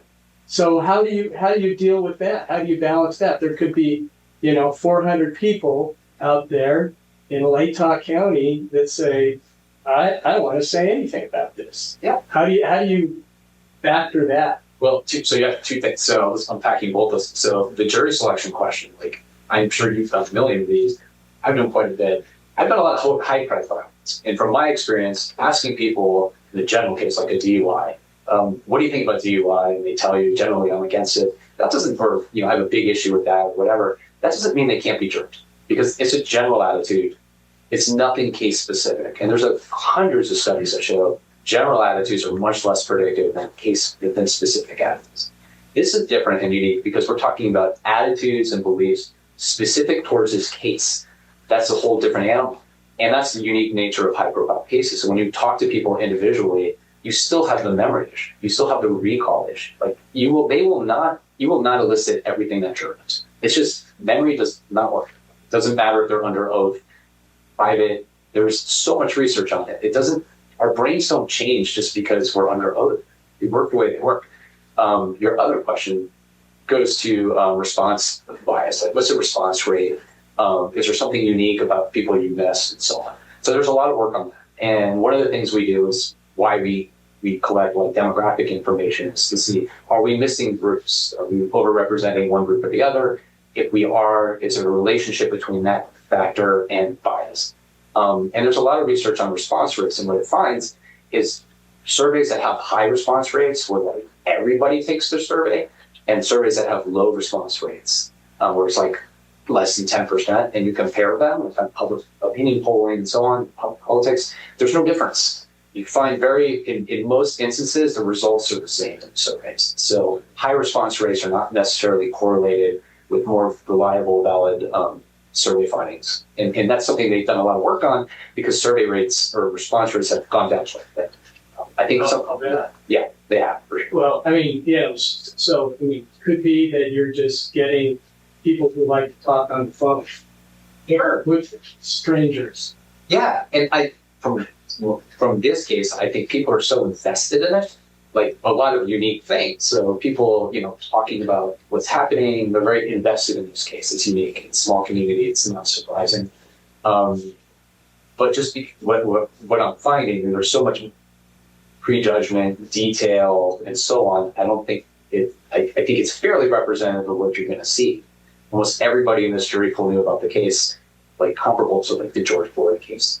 The bias was the same in terms of comparing it, not to Chauvin, who was George Floyd, but Alexander King, who was another officer on the scene. Like the rates are similar to that. So that was another high-profile case that was a lot of tension and stress, and so on. And we still got very meaningful data. And we've done this so many times. Like we kind of understand like response rates are going to be lower, but there's nothing to indicate that for example, were missing an important group.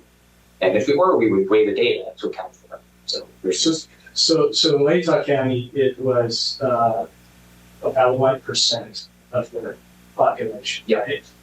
So hypothetically, if we say, one of these counties that are interested in data, which is obvious. yeah. For other reasons too. But would it be 1% of the population in Boise? No.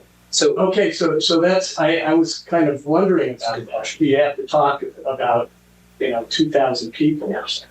Okay. can I explain how that works? Yeah, go ahead. Yeah, so it's a great question. So you can take a small sample and generalize to the population if it's done correct. So like if you look at surveys of the United States, the sample sizes are similar to what we did here.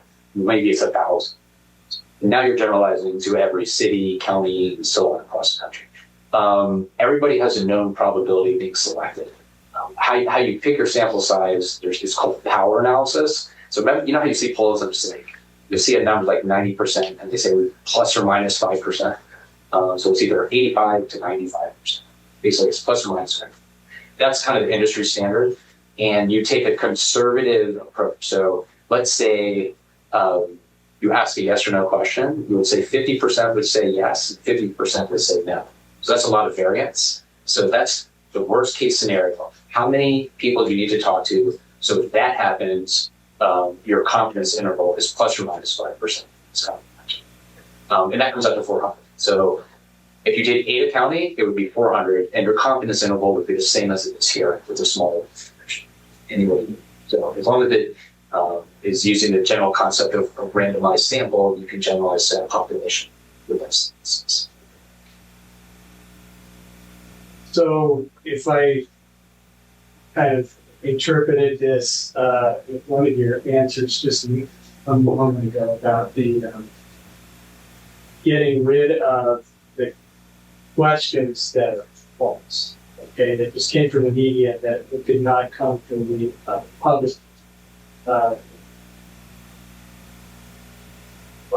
from the public, but not legal part. Could you go ahead with that and have legitimate data? So I think you have the 9 questions. So if you look at it, are the other ones okay? Are you telling me there's 2 that you would like to exclude and keep the other 7? Well, maybe. I'm not. I haven't made a decision, but I'm just wondering if. I mean, at first in your testimony, you said, "Well, I can't do it without doing the same questions." That's one of the problems. Okay, the part of this argument. I mean, if maybe it can be done without sort of sending information out there that is false, that might, affect people, or looking into that, or thinking that they believe in it, even though they shouldn't. Is that something that can be done? Well, if you do it that way, there are potential confounds, so things that will arise. And again, the thing I struggle with, and I understand the public record dissemination, so we've done this before. The thing I get to is like, we're not really disseminating it. We're asking if people know about detail that has been disseminated through the megaphone of the media. So I'm really trying to just track what people know. I'm not trying to pass on information through a megaphone. So I'm talking about 400 people that are talking to out of a county of 500,000 or something, Ada County. The plus the risks and benefits of doing it that way. It seems like there's a very low risk of undermining or contaminating the jury pool when you're doing it that way, versus the risk of getting a huge black hole of, well, we don't know what percentage know this highly prejudicial detail. Like, what are the odds, or like what impact is doing the survey going to have on the jury and the community relative to the media coverage that's already out there? So, Do you ever put a caveat on the beginning of the questions where you say, well, we want you to understand as we go through these questions that we're not determining guilt or innocence. We're not determining false or true. We just are interested in our your answer to our questions, and we want to be careful that we're not sending out something that you are not going to understand. So Yeah, so we do always, there's an introduction and there's kind of like, there's no right or wrong answers to any of your questions. You could always say no opinion or I don't know to any question. It's going to remain anonymous. We're just interested in your views. So there's an introduction to that section with those 9 items. Usually it says you may have, we're going to go through some items in the media. You may have already reported some of these already, but we're interested in what you've seen or heard. We can add a caveat to that, like some of these may not be true, if that addresses it.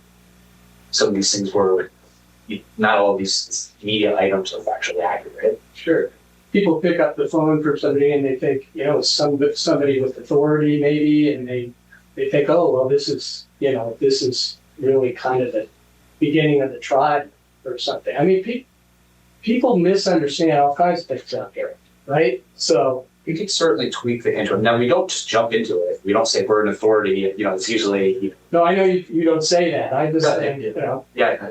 So we can work on the introduction if that would address some of those concerns so that people understand not everything in the media is accurate. But the thing is, like, if we're going to say, for example, not everything in the media is true, they get a lot of things wrong, you would not want to say that before you do the prejudgment portion. You can do that after, when you do the case-specific items, because what I want to know is what are people's opinions about guilt or innocence. I don't want to give them instructions and then get a socially desirable response in a survey.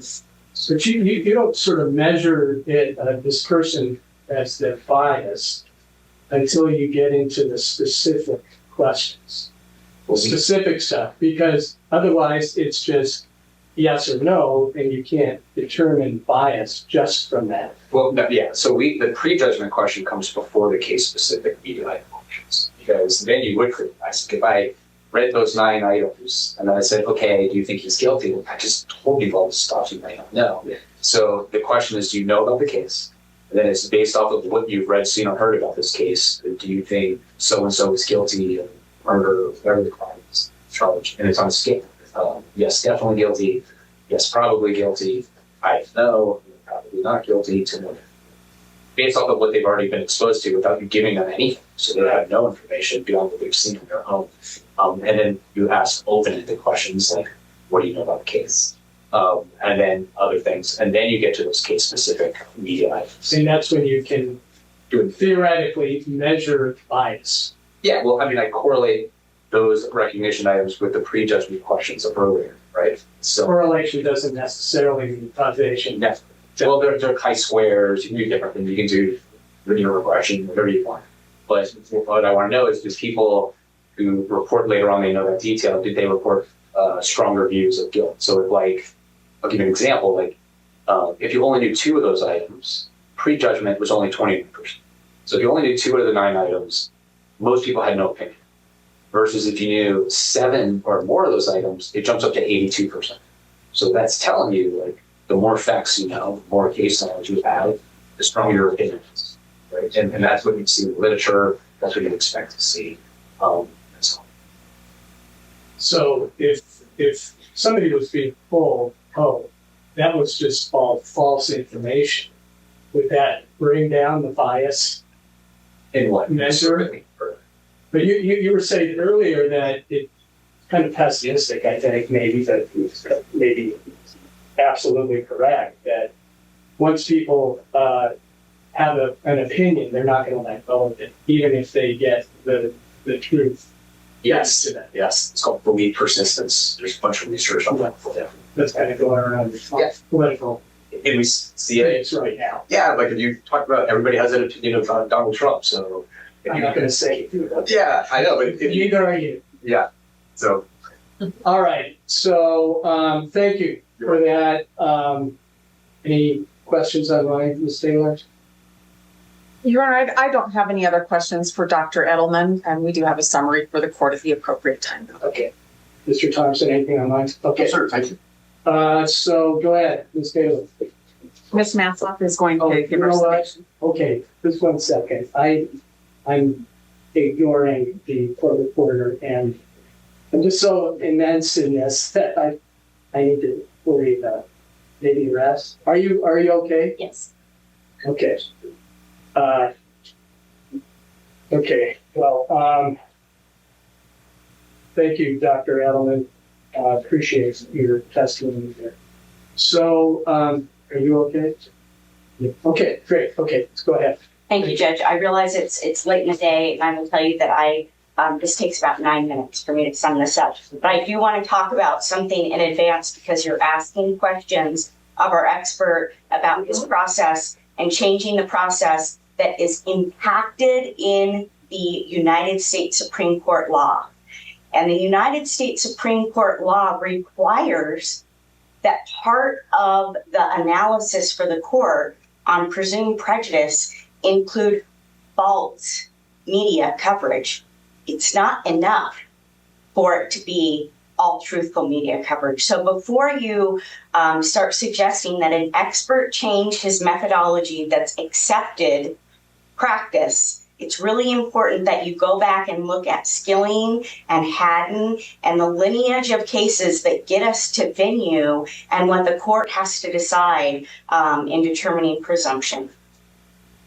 The question you asked, be answered today, is where do we go from here in the survey process? I want to answer that question in 2 parts by summarizing what we can do and what we can't do.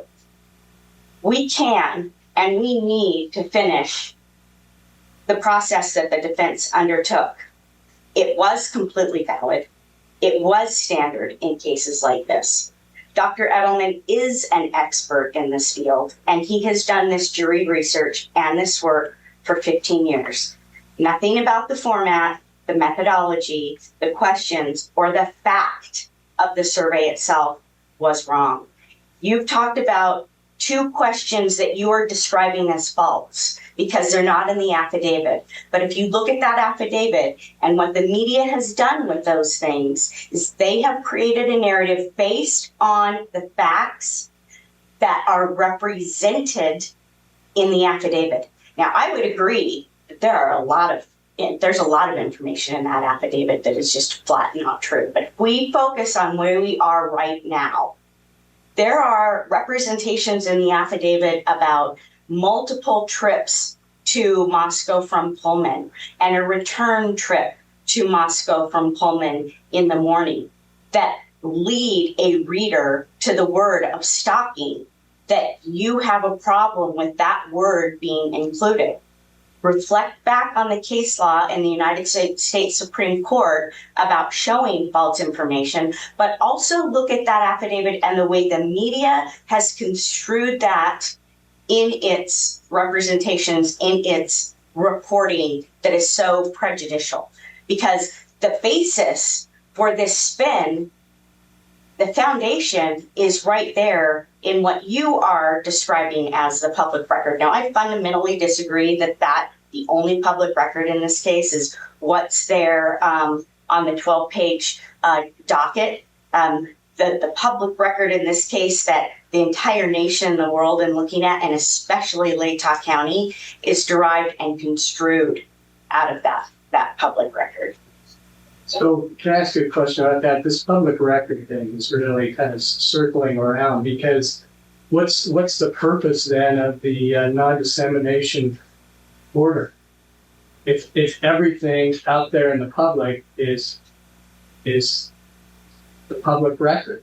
Well, my understanding, Your Honor, is that it's the one of the primary issues was the credibility of the person that is out there speaking. We did not want law enforcement, 159 officers out there talking about police reports and disseminating that. We didn't want the prosecutor doing press conferences like we saw on 12/30/2022. We didn't want the defense getting up and doing press conferences based on the information because we have information that no one else has, and we are consulting with experts that the public doesn't know about. And so we have a level of credibility that the others don't have. And so that is my understanding of what we're trying to get a hold of. And it's been pretty effective in this case until this valid survey that happens in high profile cases has been construed to be something nefarious, which it absolutely is not. As you've heard, it's been used in Boston bombing, the Parkland shooting, the Colorado theater, George Floyd, hundreds of cases going back decades. Dr. Edelman's declaration and now his testimony are uncontroverted evidence before this court on this issue. It's the actual evidence that the court, and finally today, you're getting informed about the validity and the science behind the process. Nothing that was done is worth the hysteria and the hyperbole that keeps getting expressed in this courtroom. The questions asked, the topics, the order, the open-ended, the specifics, they were all done using information that is out there for everyone to see. And the research methods used to determine what was out there is the traditional way and the scientific method that experts in this field use, just as Dr. Edelman testified. And to be sure, the purpose of this is to give you information so that you can make an informed decision about venue. It's not for a nefarious purpose. It's to arm you with facts and information so that you can apply the United States Supreme cases that have been adopted in Idaho and determine whether or not there's presumed prejudice. You know, when we first started talking about whether or not there was going to be this venue hearing sooner rather than later, Ms. Beatty for the state said at least 3 times, Judge, they can't just come in here with affidavits. This case law says that they have to have more. The more that we are gathering to provide you, at least part of it, is this survey. In terms of the proposition that this survey taints the jury pool, first of all, you heard from Dr. Edelman that if someone answers they don't know, a second question tapping into that is asked, and the process stops. There's no other questions other than demographics because they don't want to poison anybody who doesn't know. So for there to be this proposition that all of these questions, these 9 questions that are later on in the process, were put out there intentionally to poison the jury pool, that's just flat false. And the other point is you can't taint what's tainted. When you hear what the statistics are, as it relates to this county, 97% of the people had familiarity with the case. 79% of the people knew 5 or more prejudicial and false media reports. 81% of those who had heard about the stalking had determined and took a position that Mr. Kohberger is guilty. These people that were surveyed didn't form the opinion when they were being surveyed. And they didn't then go research their already strongly held opinion because of the survey. These are deeply held opinions in this community within this jury pool. The Latah County citizens have accepted the information placed before them by state actors. It's not just Mr. Thompson that did a media report and talked about the probable cause affidavit. Chief Fry, the coroner Kathy Mabbitt. We've got search warrants from Pennsylvania out there in the public record. We've got hundreds of search warrants in the public record out there from Idaho. We've got all kinds of pleadings. This is all information that's put out into the media. And having the state now claim this moral high ground is an oxymoron. It's a complete oxymoron for state actors to put this information out in the public and now say, hey, wait, if you want to ask if people have believed the information that we put out there, you can't do that. That harms Mr. Kohberger. We as a defense team have the obligation and frankly the privilege of defending Mr. Kohberger and defending his right to a fair trial. And in doing so, in arguing that venue should be changed, we have to show you that there is presumed prejudice in this community. And since we have the burden of this, and you now know essentially from this expert that there is presumed prejudice in Latah County, you have to ask yourself, do you want more information to know where the better venue is? And that takes me to the next point, which is what we cannot do. You've heard Dr. Edelman say that it goes outside of his standard of practice and the scientific method that has been used for decades, that has been used in hundreds of cases to take your ideas about what should be in questions, to take the state's ideas about what's being in questions, should be in questions in the survey. He follows a process. That's the process that he needs to follow because he has to provide the court with apples to apples comparison. Another issue that has was addressed last week that I want to touch upon, and there are two, is this concept that if we just done a juror questionnaire, it would have addressed all of that. At the stage that we're at now, which is setting ourselves up for and preparing for a venue hearing, we have to justify a venue change.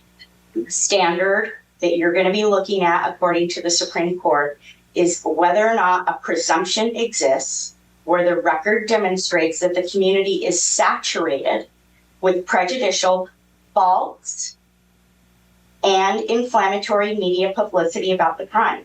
The case law mentions false media publicity about the crime. That's what the survey assesses now. Another way to determine actual prejudice is a questionnaire, and that is done prior to selecting the jury. And at that time, we are looking for actual individual bias of the prospective juror.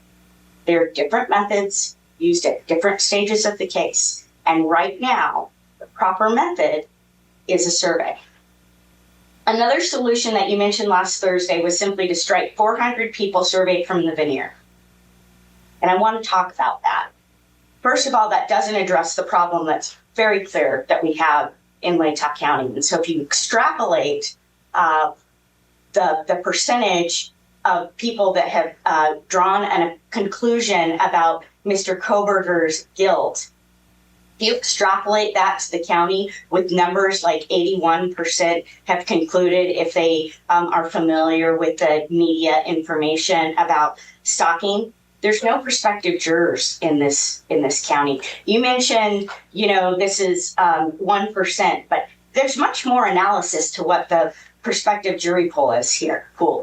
First of all, the jury commissioner, I think you talked about her when we were talking about whether or not jury trial was going to be, speedy trial was going to be waived. You said, I think it had expanded the pool to 1,000. Am I right about that number? I can't remember. It was probably maybe more. Okay. So if you extrapolate the numbers that we know of prejudice exists, I mean, that leaves us with a very small jury pool for trying to do voir dire in a death penalty case. But if you look at the population of a whole, what the U.S. Census says about Latah County is that almost 18% of the population here is under the age of 18. Almost 18% of the population here is over the age of 65. That eliminates, close to 35% of the population that's even eligible to be in your jury pool. Second, and more importantly, I can't find statutory and legal authority for you to strike 400 people out of veneer up front. I found the opposite. As you know, the clerk or the jury commissioner pulls from the jury pool that's approved by Idaho Code. And this is a really important section in Idaho Code 2-202. It is the policy of this state that all persons selected for jury service be selected at random from a fair cross-section of the population, and that all qualified citizens have the opportunity to be considered for jury service. Rest assured, I was just being sarcastic. Okay, well, I took your sarcasm to heart, I guess, last I week. apologize. Because it was a very serious day, right? Every day is very serious. Right, but last Thursday was in particularly a tough one. I think we can all agree. There's going to be more tough ones ahead, I'm sure. For sure. And we all need to give each other grace. Thank you. I will end by saying this. Our defense team firmly, and I mean firmly, believes in Mr. Kohberger's innocence. And right now he's being held to have a trial in a county that believes that he is guilty. In this country, we pride ourselves on a jury system that doesn't stand for that. In this moment, I see that you have two choices. You can let us continue and do comparative surveys as planned, or you can maintain the stay. And at the venue motion, you will hear that the data for Latah County shows a presumption of prejudice, but you will not have comparative surveys to fully inform the court. As you consider this, there is absolutely nothing that gets risked if you change venue. But if you deny a change of venue, Mr. Kohberger's constitutional right to a fair trial is denied. There's only one human being in this case with the right to a fair trial. It's Mr. Kohberger's and his alone. There's no legal right of this community to have a jury trial here. Thank you. Thank you. Mr. Johnson? Thank you, Judge. Let me bring this back into perspective. Our motion deals with the court's non-dissemination order. It was agreed to by the defense. In fact, the idea of the non-dissemination order was initiated by the defense with their February 30th, 2022 motion for a non-dissemination order to prevent extrajudicial statements. That would be statements outside of the public record, which is the court record, that have a substantial likelihood of heightening public condemnation of the accused. And the state's position is that the fact-specific questions, and I understand from Dr. Edelman why the questions are asked. I understand his explanation. It doesn't change the fact that we have a non-dissemination order that specifically prohibits that kind of dissemination of facts, specific facts about this case. Facts that include those that are not true, acknowledged from the stand they are not true. Which, interestingly enough, I look at the PowerPoint and slide 15, which talks about the American Society of Trial Consultants Professional Code on Venue Survey, says false facts should generally not be used to test accuracy of other responses in venue surveys. So if false facts are used, they must be clearly false. There's no possibility that the respondents who know about the case use false facts, true facts that have been publicized. We have an inconsistency there, which frankly is logical. It makes sense. And the state is coming from a position of being practical and trying to use common sense here. As I listen to what we have heard today, and in part from last week, it seems that the position of the defense is it is okay to risk tainting additional jurors in order to ascertain bias of other potential jurors. And I'm not sure that's the way this court should do business. If we accept what the defense is suggesting at this point, and again, we are not arguing venue today, and so I'm not going to try to get into all these numbers and all those sorts of things. We'll save those for another day.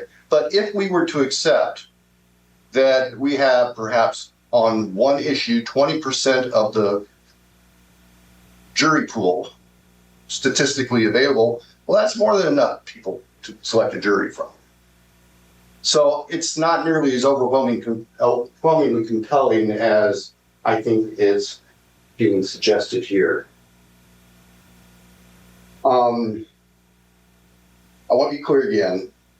Ms. Massoff used the word nefarious several times, suggesting the defense was, or that the state was accusing the defense of being nefarious. And sure not, Your Honor. I am not suggesting that there was any ill will or motive by anybody over here. What we are suggesting, and what we believe that the record shows, is that this court issued a specific order prohibiting the dissemination of specific types of information, including the identity or nature of evidence expected to be presented, including the performance of results of the examination or test. There's no question that those 9 questions included violations of the court's no contact order. That's what we're here about. And apparently there was some miscommunication or misunderstanding about the integrity or the importance of the non-dissemination order.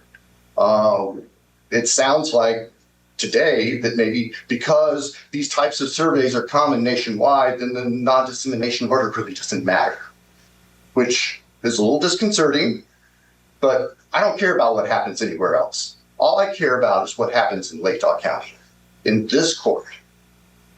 It's far above my pay grade to go and analyze what happens in a big city or some other part of the country.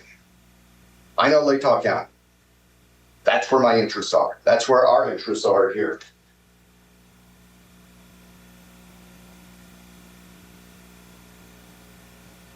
On the issue of whether the survey can be changed, I think that does present some challenges based on what we've heard here today. But the solution for that is very easy. We just back up, and if the defense wants to pursue the survey, they do a new survey with a new group of people and take out the objectionable questions. And then once they've done that, they can proceed to do that identical survey in other veneers around the state, whichever ones they want to select. And that would be the proper way to do this. Now, we may hear, oh my goodness, that's going to consume time, or that's going to consume a lot of money. Well, I'll tell you right now, I don't care. If it can't be done right, or if that's what it takes to do it right, then we need to do it. This is a big case. And the finger for this cannot be pointed at anybody but the defense. I'm not suggesting an evil intent, but the practical effect of the decisions made on behalf of the defense was to ask these questions and to create a situation that we've been having to deal with now for 2 hearings over the past week, well into the evening on a Wednesday. That's the way forward, Judge.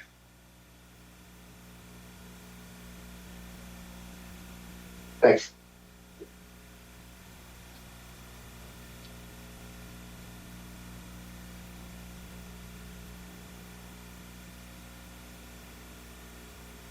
Go ahead. Judge, I'm just going to end really quickly with this. We didn't violate the non-dissemination order. You know, the information that now he's calling facts, you know, it's flip-flopping between whether or not it's a false fact or a fact that's in the survey. The information that was put in the survey is based on the public record and information, the way that the state and state actors put information into the public record that has now been disseminated. And we have not violated that order. And I do resent being accused of that. I appreciate that. I mean, those 2 questions were not in the public record.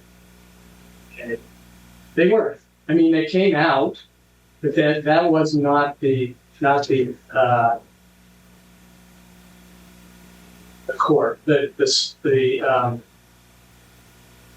mean, where it came from. It just came out of the media or somewhere.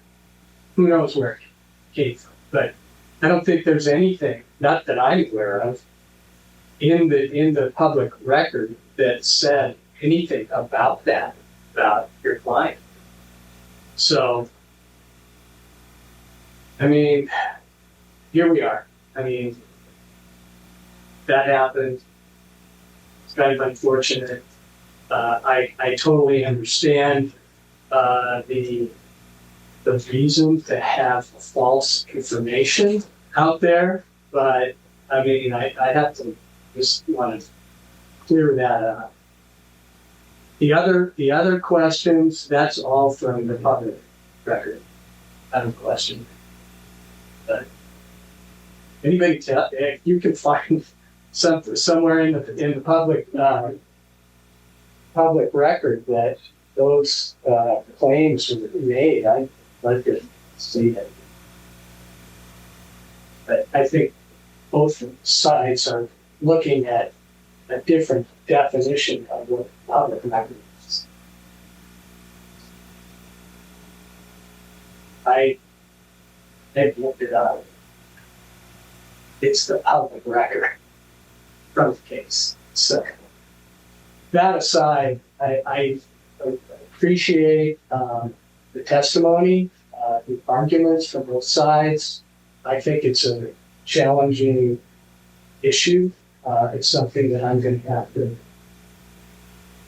struggle through and figure out what to do. And I understand that there's some urgency to get that out, so I'll do my best. Probably not going to be this week. So, anything else we need to talk about? Ms. Taylor? Your Honor, just the logistics of the court's decision is yet to come. We can't continue the surveys.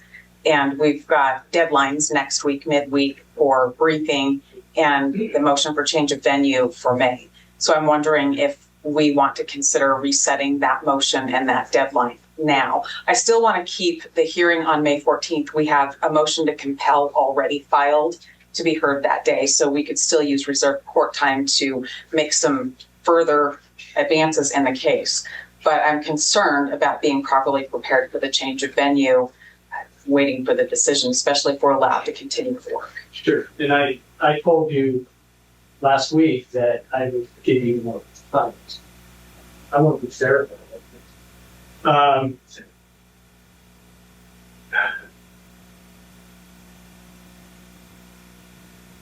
So you want to change that hearing? You want to leave the May?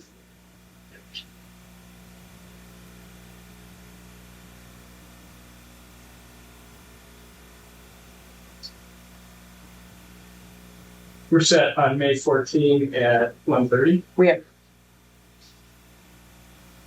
You want to keep that for the motion to compel, Yes, please. but you want to move out the hearing on change of venue. I believe that's the only prudent thing to do at this time.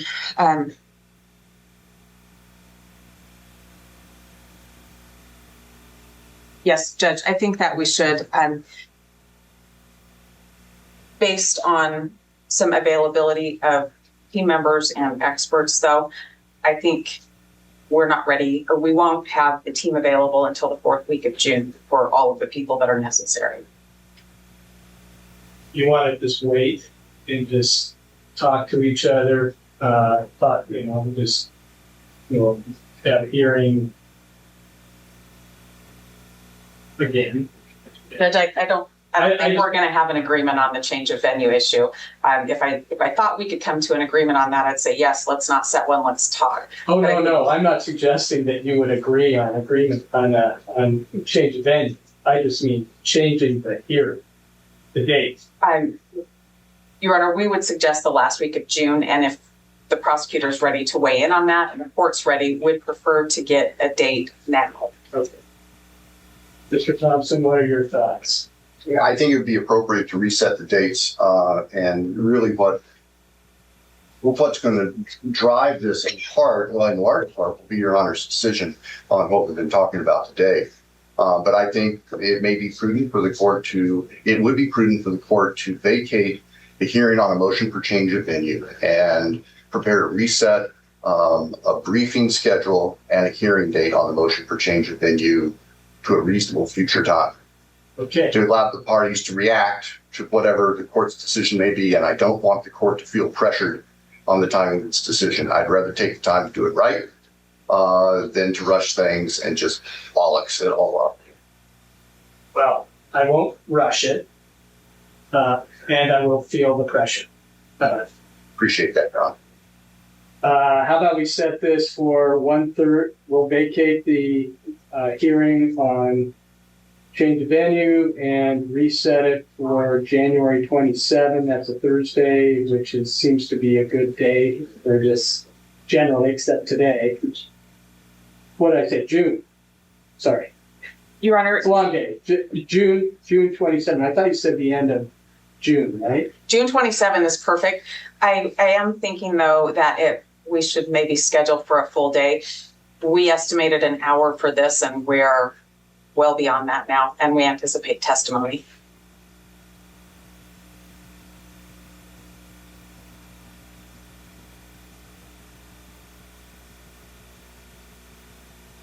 There's 10 o'clock. Will that work? It will, thank you. Okay.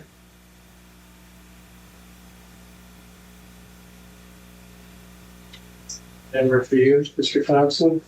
Yes, sir. We are available that day. At least those of we who were right here. Okay. Oh, and that includes Ms. Jennings?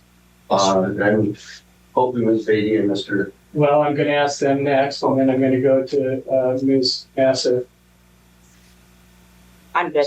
Okay, great. Okay. Mr. Nye and Ms. Beatty? Yes, Your Honor, that date and time works for us as well.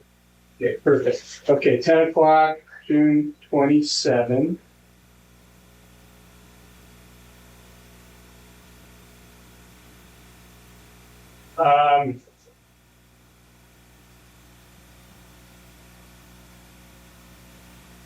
Okay, is there anything? Oh, yeah, briefs.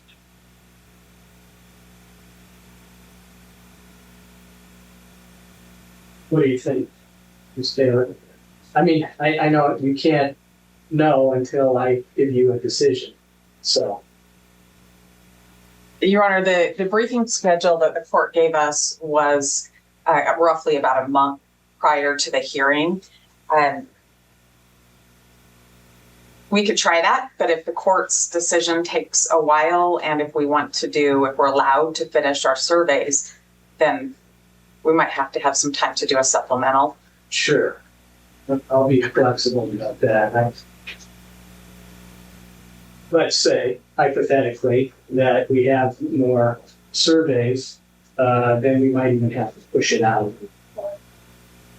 That's possible. Yeah. Especially, well,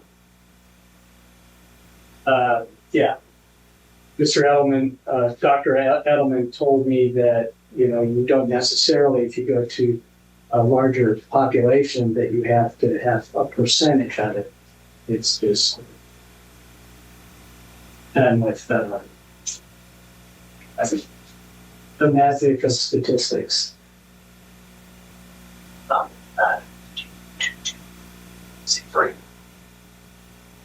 Your Honor, if we're allowed to finish what we started, we think from the time we could get it going, it would be 3 weeks. And then Dr. Edelman would need a bit of time to assimilate the data into a report.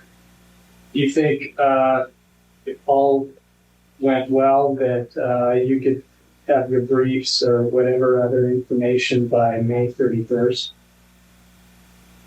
Yes. Your Honor, with a caveat, unless there's a long delay. Caveat, okay? If there's not a long delay in me knowing what we can do, yes. Thanks. What do you think for the state, maybe a deadline of June 14th?